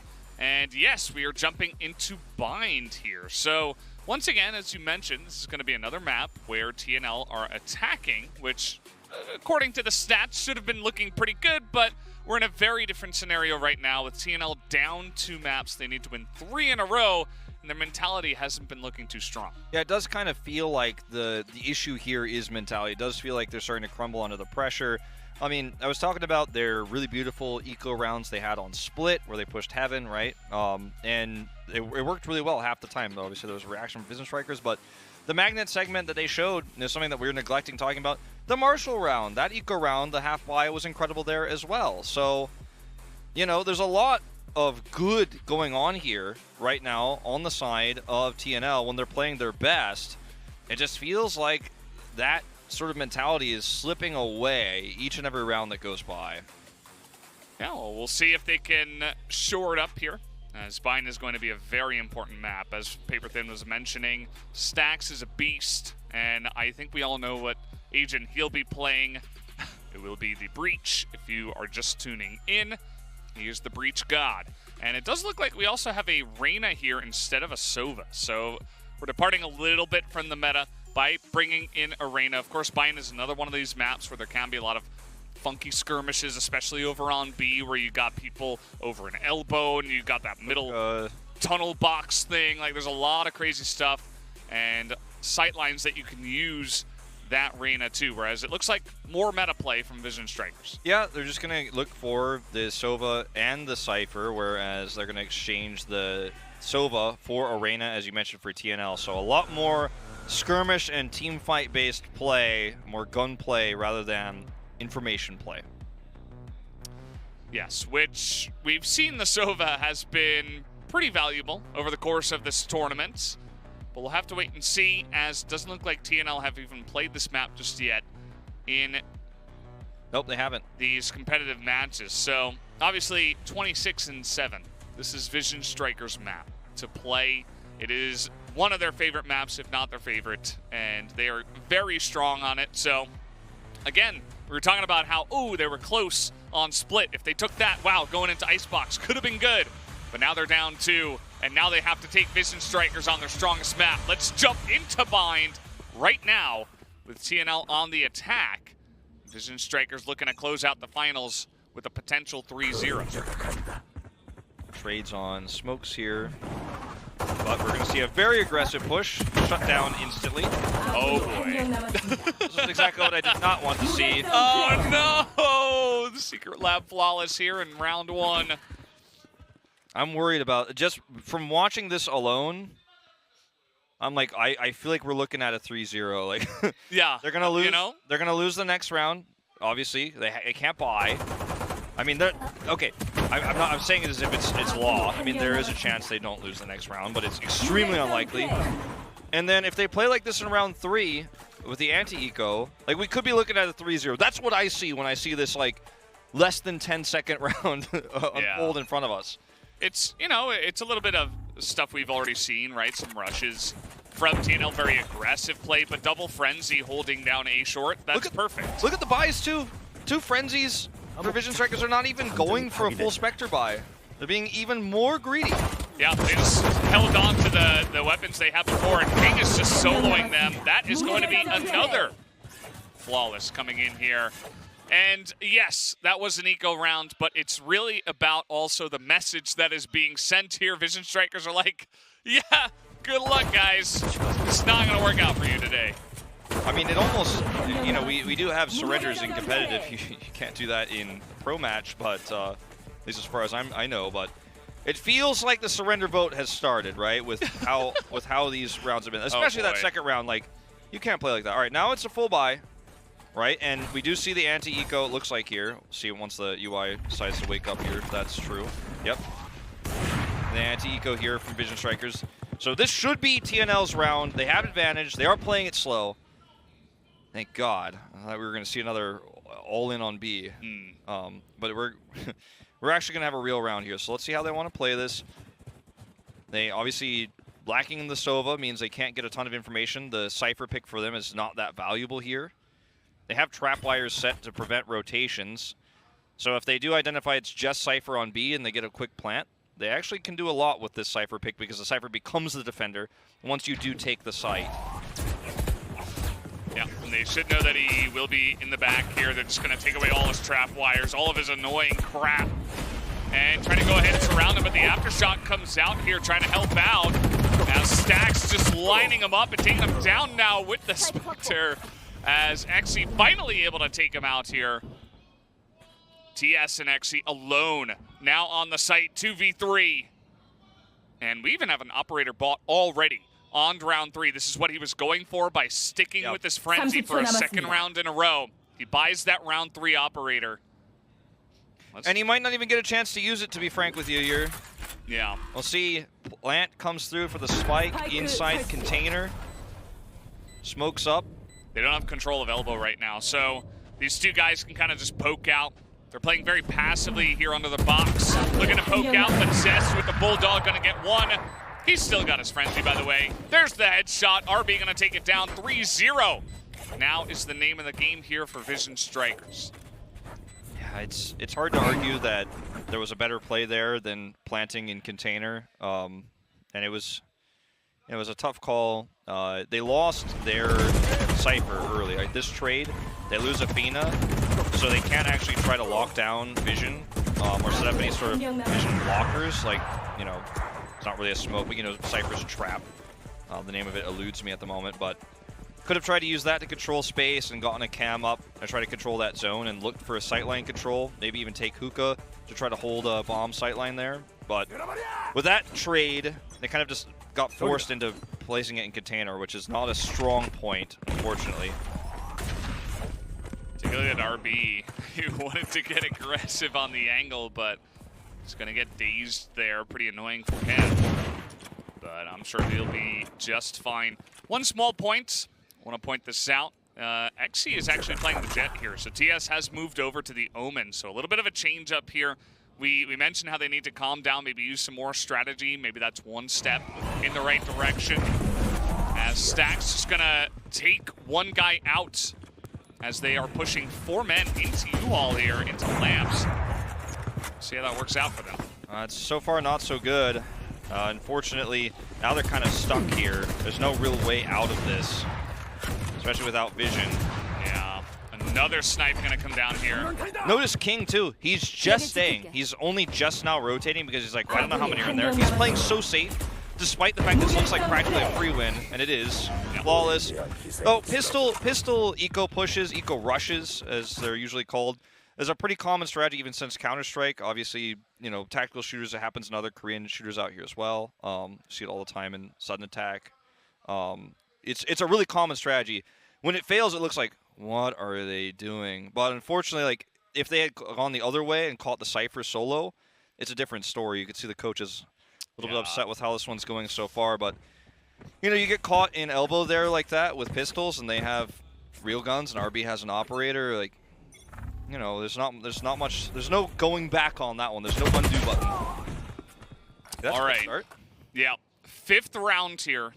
Finally, it looks like TS are getting something done. RB is gonna miss the snipe, and maybe this is the round where they can get something going. 5v3. A couple of picks with Vision Strikers members pushing up and looking for aggressive angles and getting picked themselves. Very slow and steady right now. TNL did not want to throw their advantage. This is their way back into this game. turn the economy slightly into their edge. King unseen. Cypher on Cypher. Well, he's going to ult, actually. That's huge. That's a great kill. Look at how quickly actually he's going to commit in. Cloud bursts up. They need the plant now. Godlike's tossing it in there. Ooh, okay. Stack's going to miss. And with that plant, it's looking pretty good. We got 2 members and Hookah. It's King and Glow. It's not going to be an easy retake for them if they even try. Looks like they want to at least poke their head out, see what they can see. King doesn't even have a cam. He's got the utility. Spots him really nicely there. Does a little bit of damage. He might even want to consider saving. Gets the 1 headshot. There's not enough time. And he will get shot in the back as Glow is just, you know, he's got the operator here in A heavens. Glow's like, bro, man, I'm saving. Like, what Yeah. are you doing over there? Well, he's going to get to keep the operator, obviously, as the spike explodes. Teleport to avoid any loss of guns here. Doesn't affect your KDA anymore on the new patch, but yeah, I mean, that was unfortunately the commitment there for King to the ultimate as well didn't really help, because knowing they were all on site and where they all were on site didn't help them, because the operator was on the other side of the map. And this was hopeful at best. Gets shut out there. Yeah. You know, the enemy team's eco is pretty weak, so if you can take another gun away compared to your super strong eco, it can be like, okay, a 1-for-1 can be beneficial. I needed to use my 9,000 creds anyway, but this is going to be RB getting caught again here, this time in Hookah. They are going for a full push through, and it's going to work out pretty well for them this time. Stacks, though, going to Rolling Thunder here, but he's got flanked here from long. Insanely high-risk play from Tnl, but it's paying off. Yeah, and Glow runs out there with the operator. That doesn't work out. That's going to be another round win here going the way of Tnl. They also get the spike down. Insanely greedy. And they knew, as you said, you pointed out right before the round turned, their opponents have insane economy despite the loss. They're able to still buy. They had 2 operators, actually, which didn't do them any favors, in fact, against a fast-paced push like that. And RB just kind of dying instantly there. Yeah. Another issue, but They got another operator, by the way. Yeah, he can get another operator. They can still full buy. But if they lose this round, suddenly it's the exact opposite. I mean, look at the money on the side of TNL. They're actually taking a pretty big lead. I like the slow start to this one, too. Just completely changing up their play style. This is smart play. Maybe there's hope for a comeback yet. This is giving me some hope, at least. I think RB just needs to take a little bit of a back seat, and he has done that here. He's sitting on top of the B site, on top of this little container. Spots him, gets the shot, and this time it's going to be a pick in their favor. So his more defensive positioning means that he's not just getting run over by 5 members of TNL, and that's the better positioning against an aggressive pushing team. They end up giving them Athena, which is actually arguably the best to give in this situation on attack. And I think they're trying to hope that that Vision Strikers aren't going to think it's going to be an A push, but they have read it well. Glow is in the perfect spot. Now they're going to have to try to run through here to get the spike, but it's going to be Glow popping out and getting another kill. RB still. I think you have to go for this if you're XE, actually. I don't think you save this. You just have to. You're down 2-4. He doesn't win it. Yeah. I don't blame him for trying that. He's got the spike. Teleport play, I don't think he had enough time for it. That's the alternative. I don't know if we'll get a highlight of when he dies. I want to see that clock, because alternatively he could have teleported to try to go to the other site and plant and hold angles, but it's a jet. It doesn't have cloud burst, I don't think. 30 seconds. He might have been able to make the teleport play, but he's exposed on teleport. He doesn't know exactly where RB is. That's a tough call. Yeah. There's no way out of that one. 1v3 anyway, like, none of your choices will be looking too good for you at the end of the day. Yeah. Looks like maybe another push into Hookah, but this time, you know, again, it looks like only one Cypher King on the back of the site. Just has his camera spotting for this. They're going to say, okay, they're coming Hookah again. I think Xe ulted as well, if I'm not mistaken. He's bought a Sheriff, so he's rotating around long ways while they do push through Hookah. Okay, Stacks and Glow just coming in from the side. Glow actually shooting him through the wall. Nice little wall bang there. King popping out. Gonna just spray right through him. TS turning around, looking for another kill. Godlike able to follow up there. And again, the spike still not down. He's just gonna go to the A site. Godlike left alone here. I mean, this is really risky, but you got to do what you got to do. It's a fair fight here if they can get site control. Ooh, nice teleport away. RB has no idea where he is. Perfect teleport. That was really cute. Stacks now, okay, 12 health here, gonna try to get out there with the Rolling Thunder. It's not gonna work out as Stacks will get the shot down. Kills him before it hits him. Yeah. He'll get the defuse. So expensive. They used Blade Storm, teleport. I mean, it doesn't get much worse than this. And now I think they can't full buy. The Blade Storm from their Jet player, where they went to B lobby, the garage, and went the long way around. Actually ends up really hurting. Exy is playing. I forgot who it was for a second because he swapped. He's playing the slam. Exy goes for Blade Storm, takes a long way around, and unfortunately nobody's there. He's thinking he's going to get this wraparound potential kill. He's got a nice entry point, but there's nobody there, so he's basically just puts his team into a 4v5 situation to start things out, and then the Rolling Thunder's too late to kill Stacks, who's just got such a god-tier game sense. Stacks is doing things with his career in this game. I tell you what. Yeah. You certainly will. He's building a name for himself.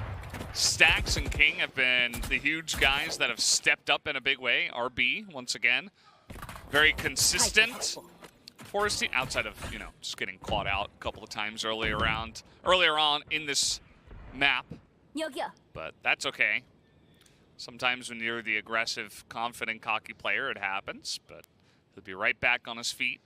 And Vision Strikers are more on their feet than ever. 6-2 has been the best round score that they've had on any map so far. Now, this is a bye round for TNL, so we'll see what they can do. They're taking a little bit more time as they look to rotate to Hookah again. Nice camera check from Athena, Cypher player himself. Very good game sense on that one. And now that the information is cut off, they could go for a slow mid push through A. They decide not to. I think part of that is because they have their own trap wires to stop rotations from A, so they're kind of trying to game theory this one in terms of information. Taking such a long time. Smokes out. All right. They're in here on the B site. The two guys from Vision Strikers are back in elbow. King gonna get caught out here. Stacks now looking to get the picks. He's gonna get the one. He will get the two.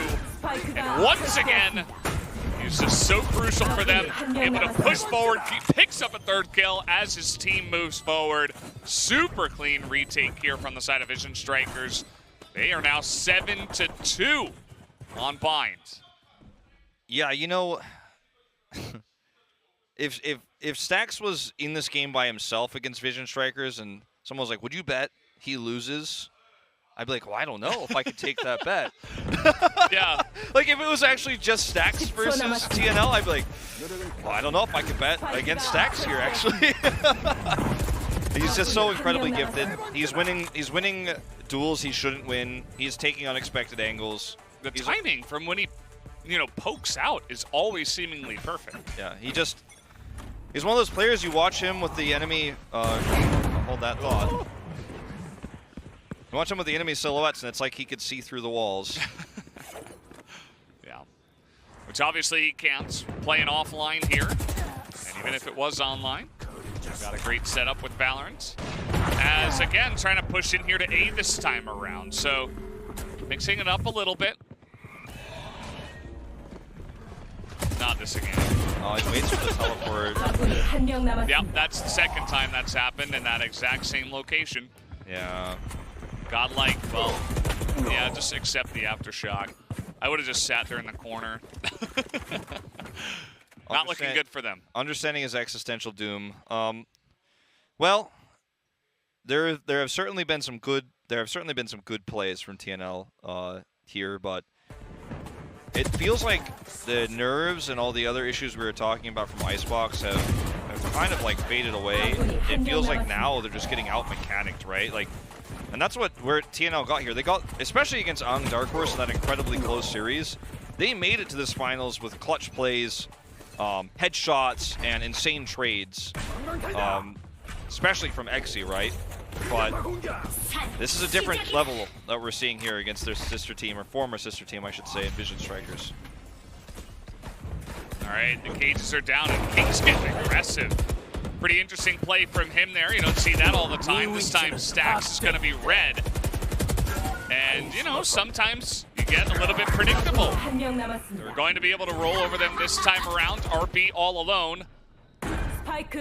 He's got pretty much unlimited money at this point.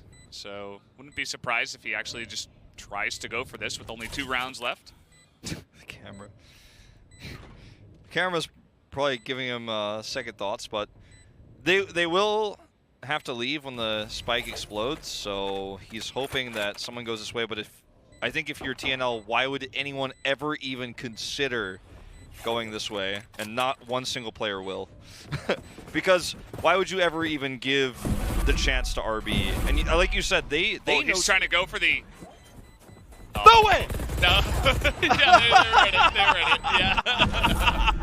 Nice try. I like it, you know, because oh my God. There's nothing to lose. He's got unlimited money for the next round. Oh my God. For a second, I thought they all would teleport. I was like already looking at my notes. I was thinking about the next round. Oh. That's what you got to do. But yeah, like, no one's obviously going to challenge him because they know that even if they did kill him, he was just going to buy another one anyways. And they need the money more than he does. Nice reaction there. They stayed close enough to hear the defuse. Yeah. All good. That scared me for a second. I was about to just jump off of this balcony.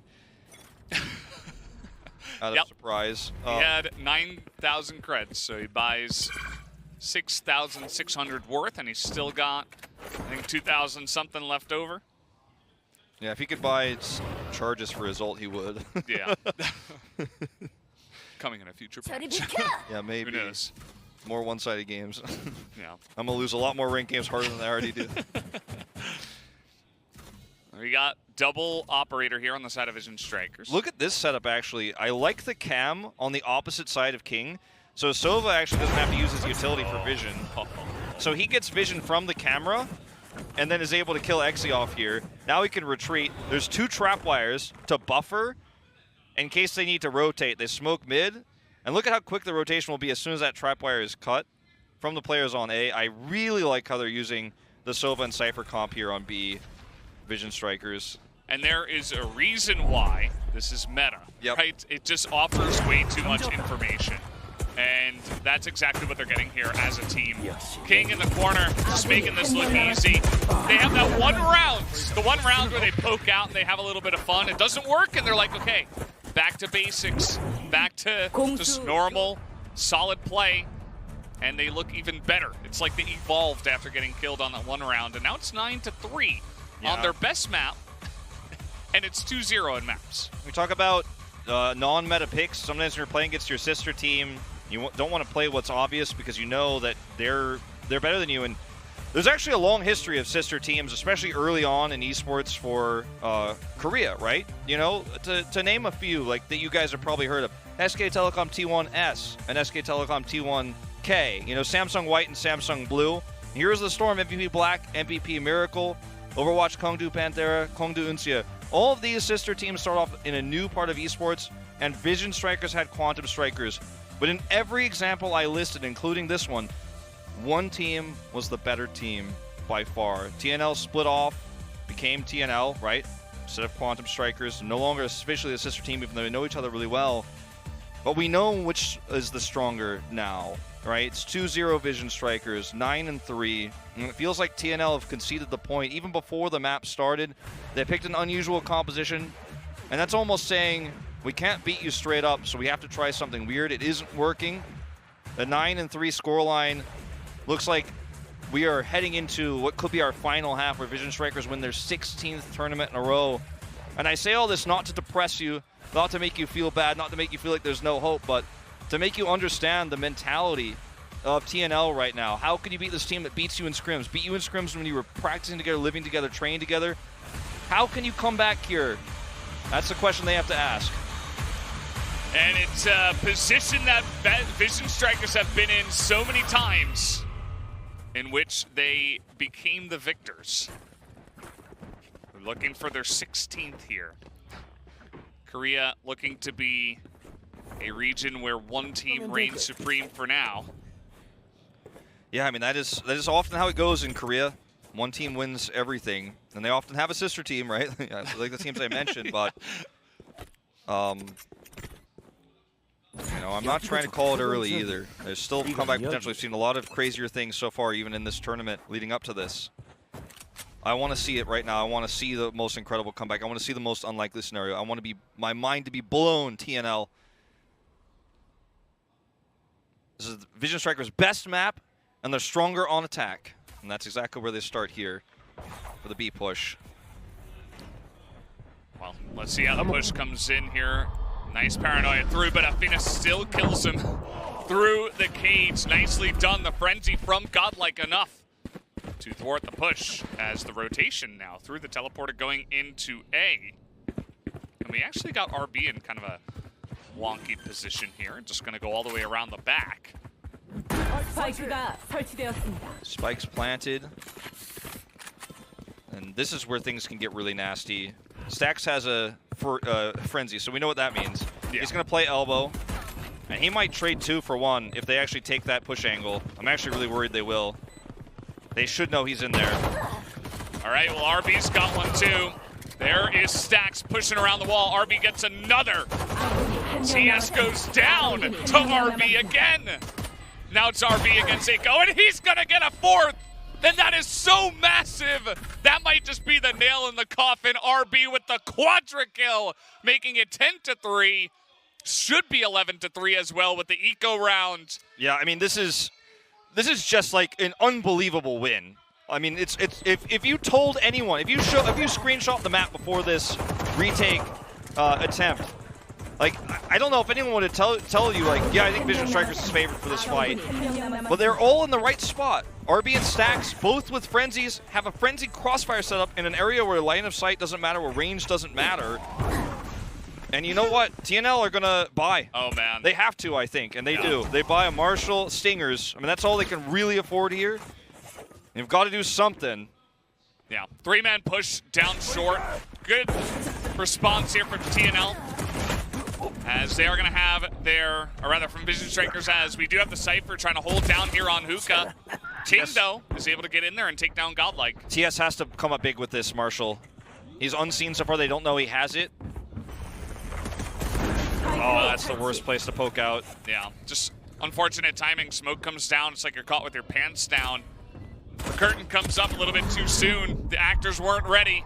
Eiko, though, in the back here, is able to dismiss himself into the back with the classic.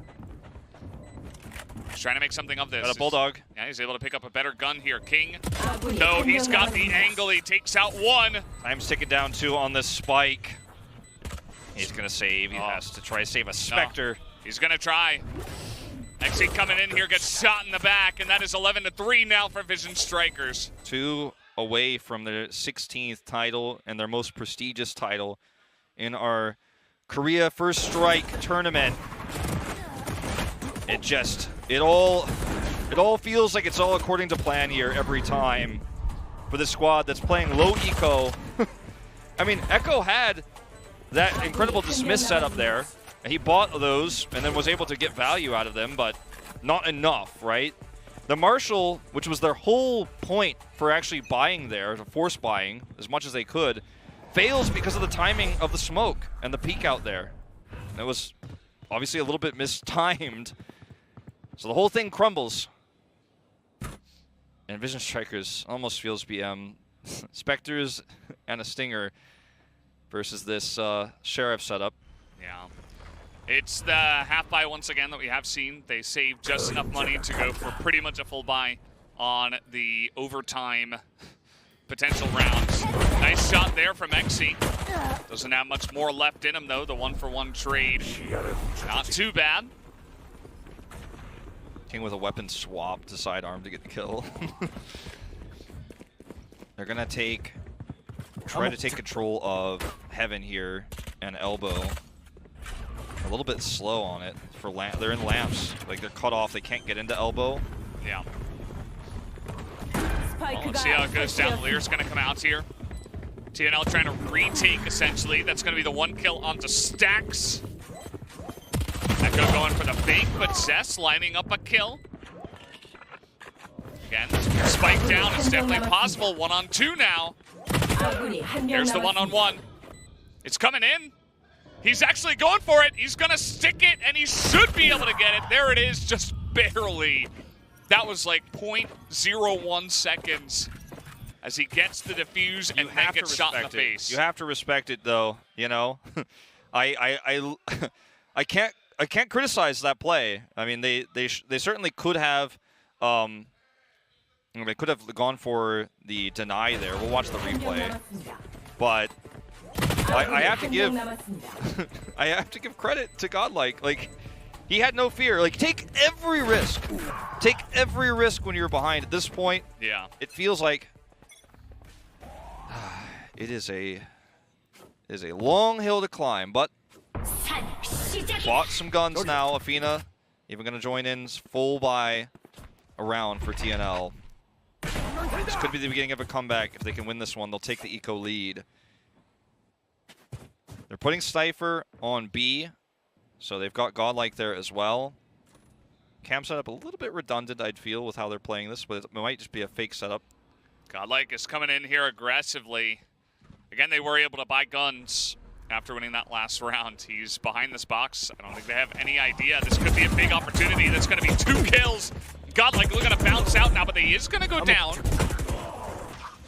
And now, Echo able to take down Glow. Zest, they're going to just walk through, does not find the angle. They're going to use that ultimate ability to find King. Not sure if that was absolutely required, but getting excited. And they know where he is, so this is kind of a guaranteed win for them now. Vision Strikers can't get the spike. Yeah, they do have vision of it, you could see. They do have vision of the spike, so there's just no way this goes poorly for them.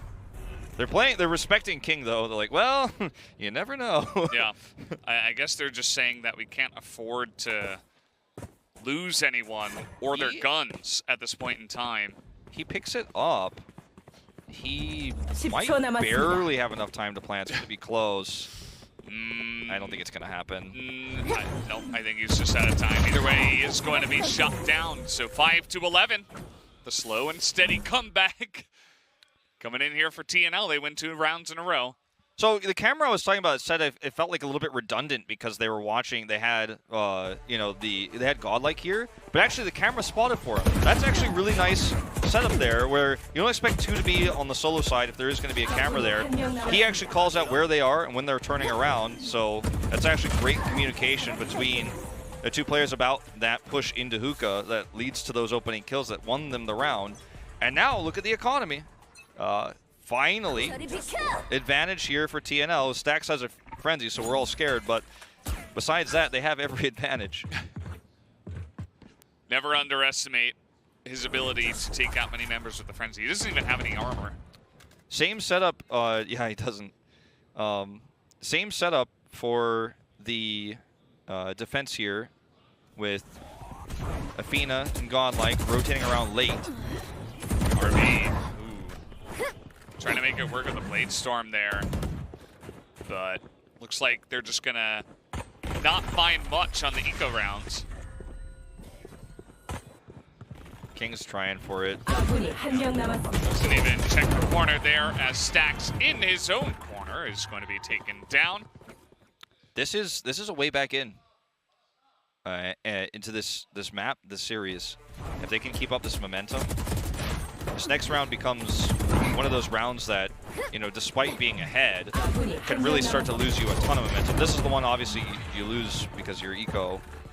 But this next one is where things get real. Same defensive setup again, except with one exception, with the rotation here from Xe actually onto B. So they're going to 3-man B.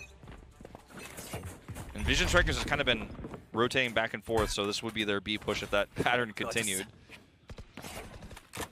Playing forward. Oh boy. King just not expecting that, and that is when it works. That's when the defensive push works. for getting the kill. They're also going to stop the attack on the opposite side of the map, which is how the attacker should respond to a heavy push in one direction. But now 3-on-5. We'll see what Vision Strikers can actually do, make that 2-on-5. Stacks here alone in the hookah is just going to be shot in the back of the head as another round comes in. And TNL, it's almost like they're strongest when they're on their back foot. You remember that map against on Dark Horse yesterday where they had 11 round wins and then slowly TNL came back.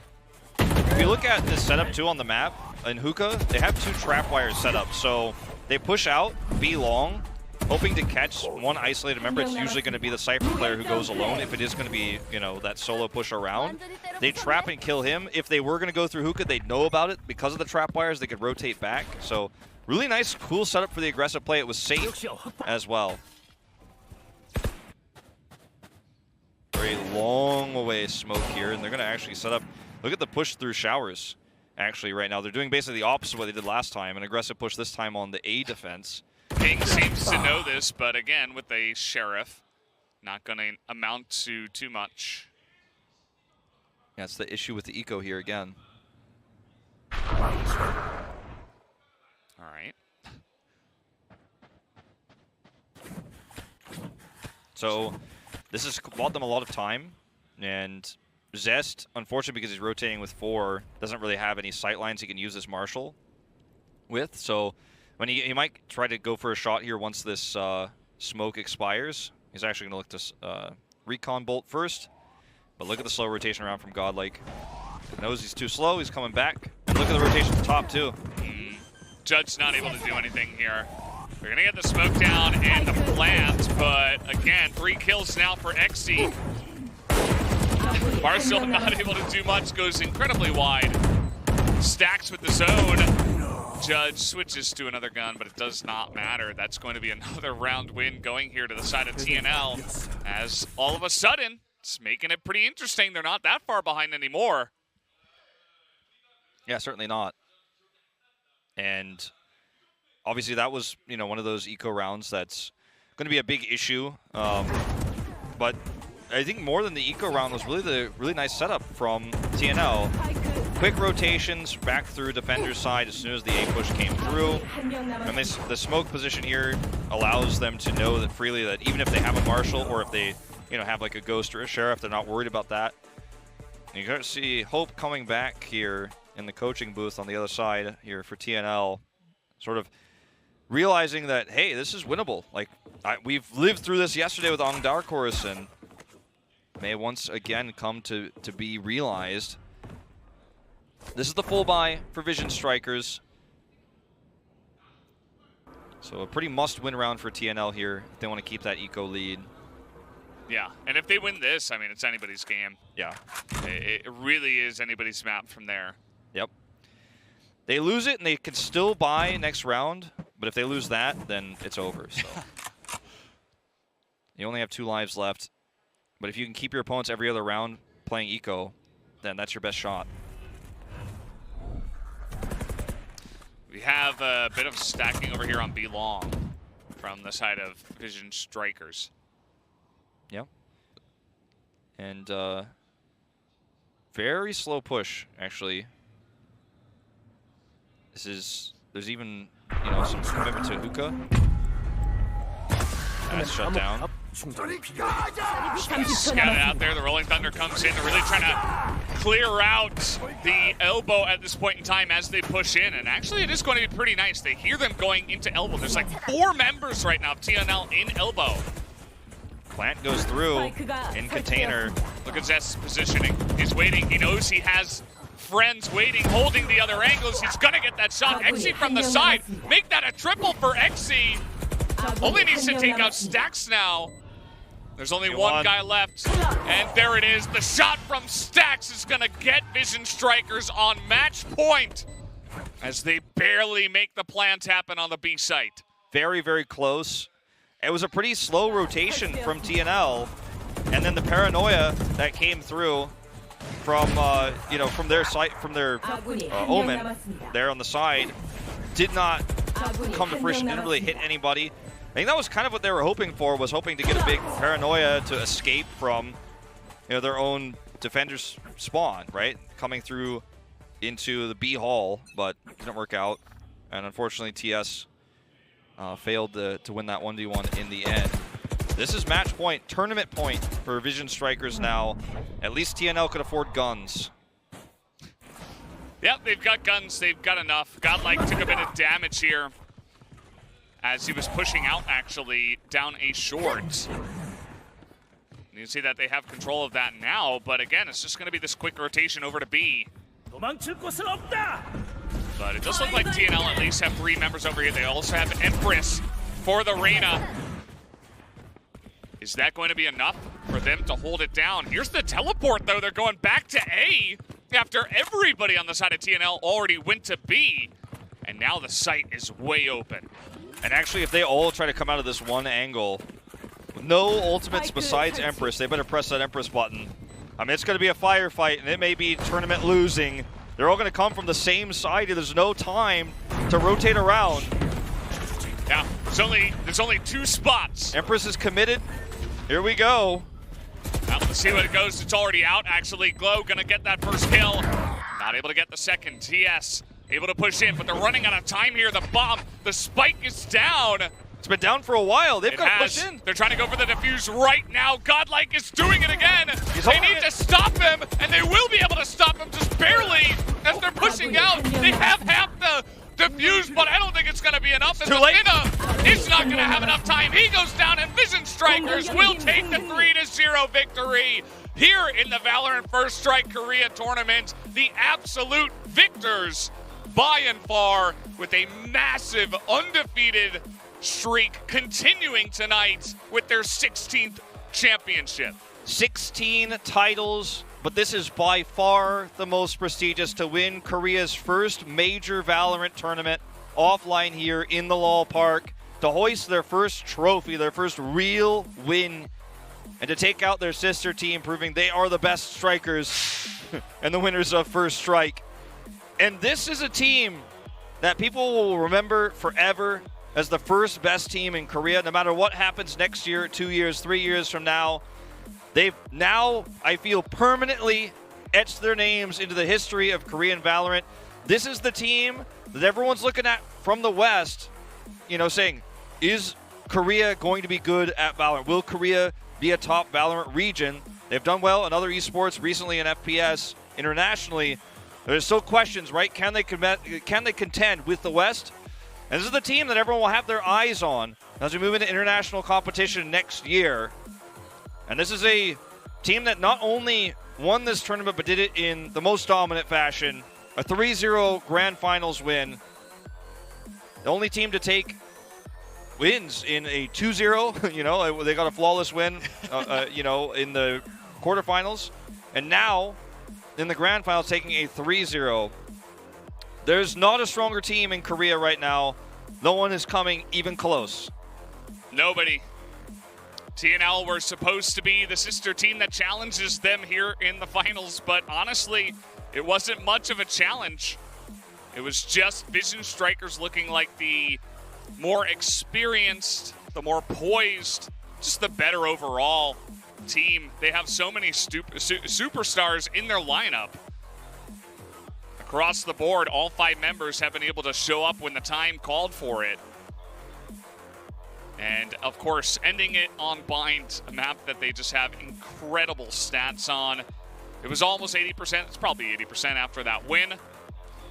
And we'll be hearing from them as well in just a bit to see how do they feel after winning this massive tournament. As you mentioned, this is the most important one, right? This is the first big step, the big foray out into, making that big tournament in esports, and they are the absolute victors. So yeah, and they're the faces of Korean Valorant now, the ones that the world will be watching. And to win this tournament, but also 15 others on their way, makes people wonder: is Korean Valorant anything but Vision Strikers? And I think the rest of the teams are going to have to catch up. TNL, they fought hard to get here, but it wasn't a close finals. The rest of this region is going to be following this team, trying to chase this team's success. All right, well, guys, the interview is ready, so I'm going to throw it to the stage and to Ending Light for the translation. 우승팀 비전 스트라이커즈 선수 만나보도록 하겠습니다. 축하드립니다.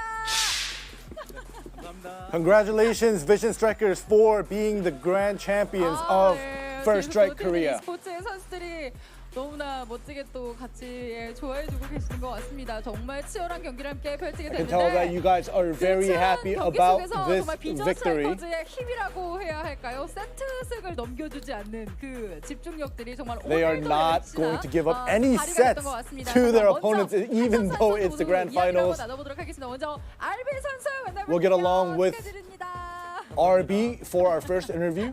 옆에서 굉장히 귀여워해주고 계시는 것 같은데요.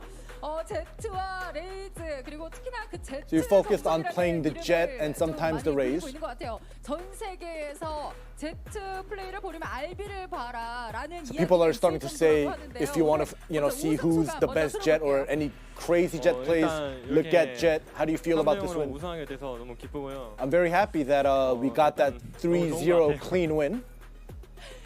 Yeah, I'm just happy that we got to be the champions. 평가를 좀 좋게 받고 있잖아요. 어떻게 생각하세요? So how do you feel about you possibly being the best jet? 잘 모르겠어요.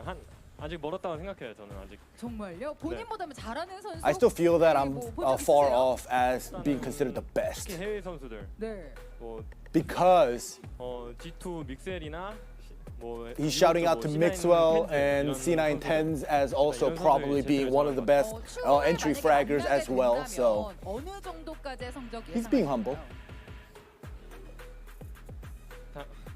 당연히 저희가 1등을 해야 할 것 같아요. So if you did go to Worlds with all the NAEU and everybody else, all the other regions, what place do you think you guys will place RB saying we're going to try our best to be the first, be the champions of the world as well? 어떻게 하신 건지 진짜 궁금하더라고요. 어떠신가요? 그렇게 딱히 준비를 So how did you prep for the grand finals and for this 무조건 first 이긴다는 strike? 마인드로 가지고 게임을 하게 된 것 같아요. 무조건 이긴다. 그 정말 What mindset did you guys come into this and RB is saying? 잘 발휘가 됐던 것 같습니다. Of course, 여기 결승전부터 be the 올라왔어요. champions. 사실 진짜 계속해서 우승컵만을 들어 올렸잖아요. 여기 오면서 You've been winning non-stop. 로 이기겠다. 약간 이런 예상한 거 있었나요? So did you 3대1 predict? 정도? What was your prediction of the map score and RB's like? They were thinking 3-1, not a 3-0, but 3-0 is better. 예상하셨던 건가? 맞다고 하네요. 역시나 이런 또 자신감이 잘 발휘가 됐습니다. 자, RB 선수 진짜 지금까지 Thank you, 달려오면서 RB. 올 한해 너무나 좋은 일들이 참 많았던 것 같은데요. 가장 누가 많이 응원해줬나요? Who was your biggest 가장 fan 많이 throughout this 응원한 건 아마 tournament? 팬분이나 가족이 아닐까 싶네요. 누구요? And he felt love 저희 from 가족. his family, obviously, as 가족분들, well 팬분들, as his 우리 fans. 그러면 우리 가족분들, Especially his 팬분들한테 family. 또한 말씀 부탁드려도 They are very 될까요? supportive, and he is very thankful to his family. Last words to your family? 손으로 해도 돼요. 손으로 이렇게. 손으로. 앞으로 계속 열심히 할게요. I'll try my best. 자, 그리고 Thank RB you. 선수 또 하나 축하드릴 일이 있잖아요. 자, 오늘 There's one more 오늘 thing. 생일 선물이에요. 내일이 RB 선수의 Tomorrow is 생일이라고 합니다. RB's 다시 birthday. 한번 생일 선물도 이렇게 So 우승 happy 트로피로서 early 또 한번 birthday, 받게 되신 것 같습니다. RB. 다시 한번 축하드립니다. 감사합니다. 자, 이제 바로 옆으로 마이크 한번 넘겨주시겠어요? 네, Alright. 축하드립니다. Our next interviewee, 네. King. 선수 만나보도록 하겠습니다. 다시 한번 축하드립니다. 그 소감 한 말씀 부탁드려요. Congrats to the win. Any 지난 한 달간 열심히 words 했는데 for the fan and the viewers? 느낌이라 좋았어요. 정말 한 달이 아니라 진짜 올 한 해 동안 I felt really good about this win, obviously. 않았을까 뭐 이런 생각이 좀 들긴 합니다. It was a long 오늘 journey, 경기 but 전체적으로 좀 어떠셨나요? 오늘 좀 I am happy about the win. 힘들 것 같았는데 그래도 How did you 좀 feel about 하던 대로 today's 잘 해가지고 matches? 좀 그 팀 합이 I 잘 맞아서 felt 잘 like 됐던 it was going to be a little bit hard, but teamwork actually worked out better than I expected, and we did come out on top. 근데 하루 만에 너무 So you guys lost on 변화된 Ice Blocks 모습을 본 yesterday. 것 같거든요. 그거 어떻게 된 건가요? But within 좀 the 아무래도 time span of 어제 one day, you guys prepped very well. 피드백이 What happened? 이렇게 되지 There was a lot of feedback 그런 from our 생각이 coaches. 많이 혼났어요. 아, 그건 아니고요. We kind of got scolded by our coaches as well. So we prepped extra hard. 사실 이제 우리 킹 선수가 아이스박스 2세트 또 승리를 하게 되면서 킬조이는 내 거다. 1세트에서 So- 스플릿에서 진짜 완벽했거든요. 그러니까 그동안 Winning the icebox as well, King was basically pronouncing, saying, "Killjoy is my agent. 아 이런 얘기가 또 있습니다. I'll be the best Killjoy." 예. What do you 어떻게 think about 생각하시나요? that? 아 그거는 그좀팀 비밀에 좀 있어가지고 깊게는 말. I asked a 못하고요. similar Yeah. question yesterday. He's saying that it's gonna be a little bit of a secret regarding Killjoy and Cypher, whether he's gonna just swap over to Killjoy, but 킬조이가 좋아요. he's gonna keep it limited. 아, 킬조이 킬조이로. 여자니까. 예. 아, 오늘 He's gonna 또 keep it 킬조이까지 limited, but he 킬조이로 feels that Killjoy is 받았습니다. definitely 킬조이는 better 사실 on 이제 certain maps. 수비적인 것뿐만 아니라 난 공격도 잘한다라는 것을 Because 제대로 보여주셨습니다. she not only is able to 그런데도 defend, but she 오늘의 also 본인의 has 플레이 몇점 damaging 주실 수 있을까요? abilities as well. 85점? 85점? 네. 15점 어디 갔어요? 15점이요?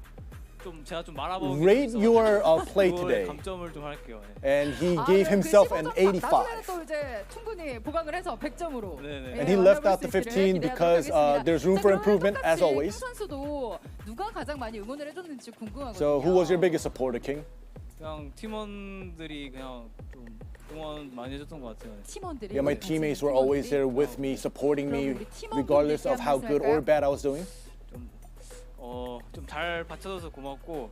Any last 좀 words 계속 했으면 to your 좋겠어요. teammates? 네, And 고맙습니다. I hope that we stay 자, 그리고 together as a 사실 team for a long, long 비전 time 우리나라 팬분들도 많은데 외국 with 팬분들도 good 진짜 results as 많잖아요. well. 그분들께도 한 말씀 Any last 부탁드려요. words for your 항상 foreign 응원해주셔서 fans? 감사하고 좀 언젠간 깨질 연승이지만 I'm always 그래도 열심히 thankful 최선 for the 다해보겠습니다. support. 네, 언젠가 We know that 깨지지 there 않았으면 will be an 합니다. end to this win streak, but until that happens, and even though that happens, I hope you guys keep supporting 네, us. 고맙습니다. 자, 이어서 오늘 정말 멋진 샷으로 많은 마무리 이런 장면들을 In our 좀 next 보여줬던 interview, we 스택스 선수 만나보도록 하겠습니다. will be 역시 Stacks. 축하드려요. 감사합니다. 소감이 어떠신가요? 아 How do you feel? 무덤덤하네요. 아, 네, 진짜 기분 How do you 좋아요. feel? And he 기분 says, 좋은데 네. I'm kind of used to 처음으로 this. 개최한 지금 펄스트 스트라이크 큰 대회를 저희가 지금 전 세계에서 먼저 우승을 했잖아요. 맞아요. 네. So we're basically the first grand champions around the world because 그렇네요. 아니 퍼스트 스트라이크 and I feel good about that being the first grand 말씀을 좀 champions 드리도록 하겠습니다. within all 너무나 of 많은 the first 경기들을 strike tournaments. 치러내시면서 사실 1위가 진짜 많았잖아요. 네네. 그 You 중에서 placed 가장 어려웠던 first 점이 in 어떤 게 many of the 있었나요? maps today. 딱히 어려웠던 적은 없는데 Was there any difficulties getting that? 아이스박스 할 때 아, The hardest part was going up against Cloud9 on Icebox. 아, Obviously, the map that we lost. 아, 솔직히 숨긴 거예요. 말씀해 예. 주세요. 감독님하고도 이따 잠깐 얘기할래요. 예? But Stacks is making an excuse saying that he was trying to hide his 어제 진짜 full 숨겼던 potential. 건가 싶을 정도로 확실하게 오늘 좀 제대로 좀 승기를 잡는 모습을 잘 보여줬던 것 같습니다. 그리고 특히 스택스 선수가 오늘 한창 그 이번 경기에 좀 많이 거론이 됐던 게 알비 선수와의 호흡 아, 네네. 이런 부분에 So 대해서 there was a lot of 어떻게 mentions about 생각하시나요? you and RB's 그, teamwork. 여러분들도 아시다시피 제트랑 브리치가 지금 제일 핫한 메타잖아요. 네. 그래서 이거 Yeah, 근데 저희가 Jet and Breach is definitely one of the hottest 써먹을 metas, 수 있고 especially for entries. 계속 하다 보니까 경험이 쌓여서 이제 게임을 하다 말을 안 해도 갑자기 In the beginning, we had to communicate, but now like we don't even need to communicate. RB gets the cue from my flashes as well as my fault lines, and he just goes in. 숨소리만 들어도 The timing just works. We just need to hear our breathing. We don't need any communication. It automatically works. 올라운더다. 아, 예. 난 다 잘할 수 있다. 예를 들면 그쵸. 뭐 레이나와 피닉스까지도 사실 So there are also 이번 대회에서는 talks about you being an all-rounder. 늘좀 많이 봤던 것 같습니다. You showed us Reyna in the past as well, 제가 but 브리치를 today, 싫어하긴 해요. yeah, 아니 싫은데 today you 좋아요. preach only Breach. 싫은데 좋아요. 싫은데 좋아요. Any thoughts about that? 팀적으로 And 좋은데 Stacks 나는 hates 조금 Breach. He 아니야. doesn't like playing Breach, but he knows Breach is good. 싫어요.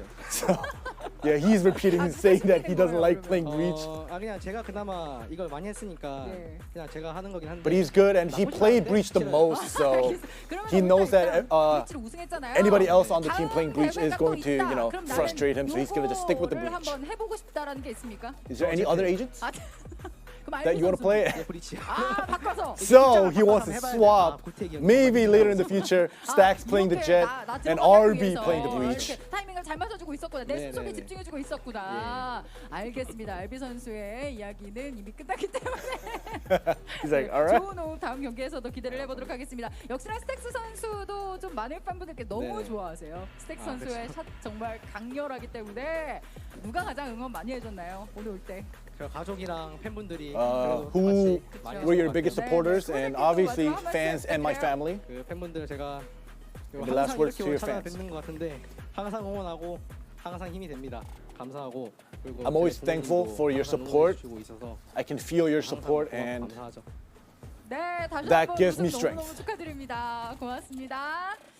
자, 진짜 한 분 한 분 너무나 멋진 경기력이 항상 Seems like we're 나왔기 moving on 때문에 to 이분들도 한번 Zest. 만나보도록 할게요. 앞에서 계속해서 뭐 찔러주는 플레이를 한다면 이분이 없었다면 과연 가능했을까? We had 뭐 many 저는 이런 players 생각까지 like 듭니다. RB, 소바와 세이즈를 통해서 going up 계속해서 as the 멋진 entry 장면 fragger. 만들어냈었죠.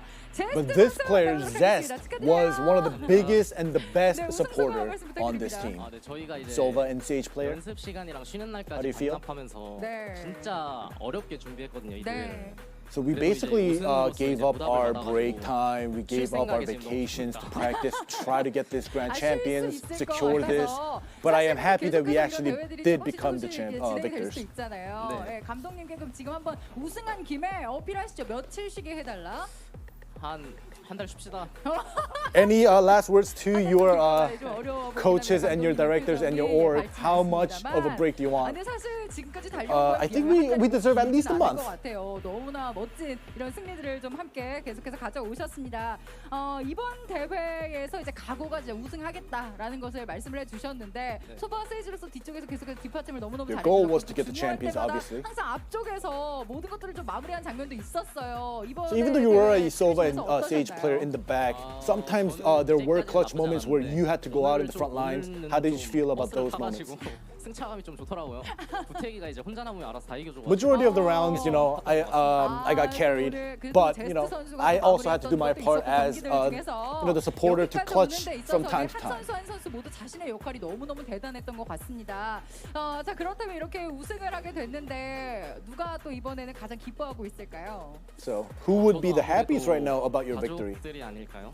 I feel that my family obviously is supportive of me being a pro gamer on Vision Strikers. I'm pretty sure they are the happiest at this moment. 앞으로도 Thank you for supporting me 네, And I will try my best 네, 이렇게 제스트 선수 한번 in the future to 만나봤습니다. continue 다시 한번 this win streak, to 축하드립니다. continue make you guys 네, proud. 자 그리고 Thank you for the interview, 이렇게 Zest. 비전 스트라이커즈를 함께 하고 있는 우리 오더 그리고 Right. 정신적 Last but not 지주 least, 글로우 선수 our in-game 만나보겠습니다. leader, Glow. 축하드립니다. 감사합니다. Congratulations. 자 우승 소감 한 말씀 네 먼저 부탁드립니다.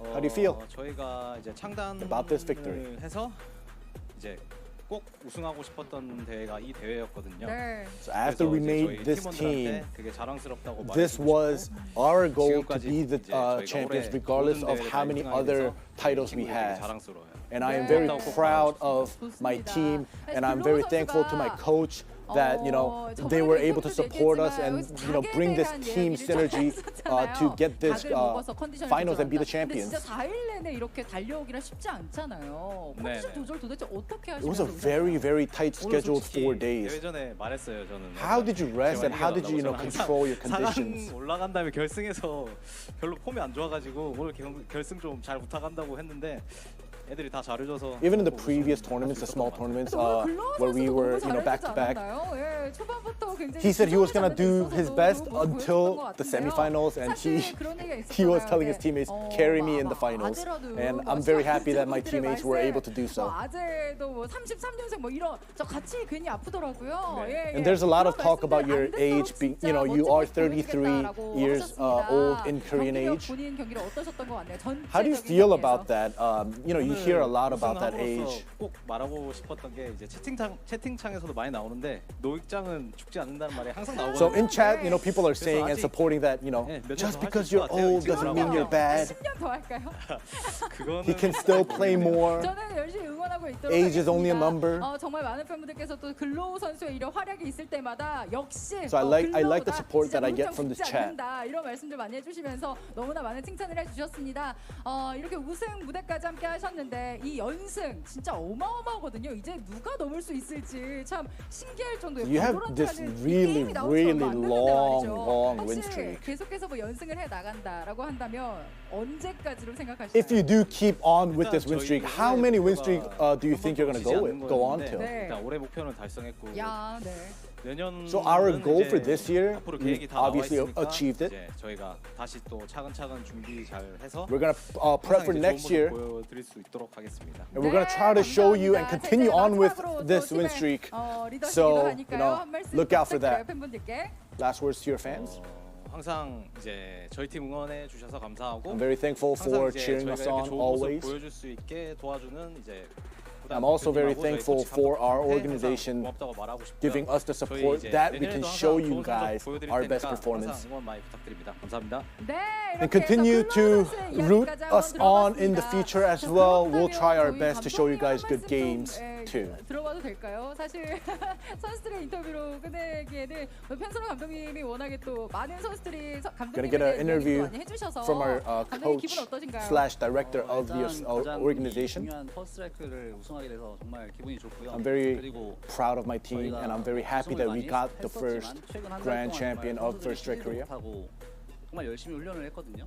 근데 그거를 이제 잘 따라와줘서 정말 너무 선수한테 고맙고 Players, like Stacks mentioned before, they gave up their vacations, they gave up their break time to practice, and I am very thankful individually to each and every one of this Vision Striker teammates that they are so invested in this. 부대표님, 양재용 과장님, And I'm also thankful 오승균 PD님 for 정말 그동안 the 고생 orgs, 많으셨고 정말 감사드렸고 그리고 owners, Ken Yang, shout outs to him for that great support that he's been giving us. 간의 대결을 만들어줘서 결승까지 올라서서 정말 고맙고 이성재 감독도 굉장히 아쉬울 거예요. 근데 뭐 누가 우승하든 No, I'm also very thankful and sorry at the same time for TNL's coach and their org as well, because 결승전 자체가 저희한테는 너무 행복했었고 they were our previous sister team, but they put up a good fight. 네, 우리 감독님의 말씀 But I'm also, 한마디 again, 듣을 때마다 우리 very happy about 선수들이 this 서로를 win 좀 and 안아가면서 proud. 뭉클하게 좀 쳐다봤던 것 같습니다.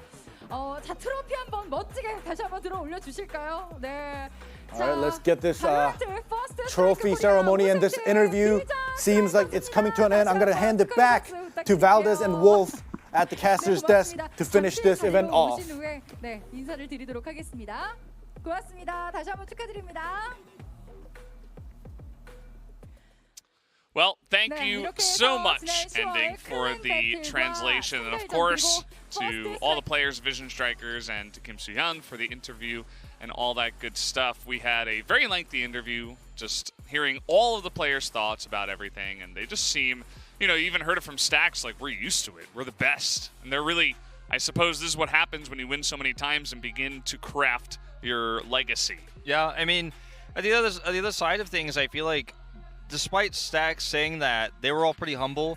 I think they're excited to see what happens in the future with international competition. They gave a lot of respect to players outside of Korea as well and their ability, and not saying they're necessarily the best in the world just yet. And I think they're just going to keep getting better. I think they're going to keep training. I think they're going to keep improving. I think, like I said, this team has built a legacy already. They're kind of solidified themselves as the first Korean Valorant team that's a top-tier team that can potentially contend with the rest of the world. We'll see if that story continues. Yeah, that's what we're all waiting for, right? We know who our Korean representative is, and we can't wait to see who the other representatives will be, and, of course, the future international tournaments. But that's going to do it for the First Strike Korea here for Valorant. Thank you so much for watching. Thank you, Wolf, for joining me as well all these days, and Achilleos Paper Thin, Ending Life, for all of their hard work, and all you guys watching. So thank you so much, and we'll see you next time.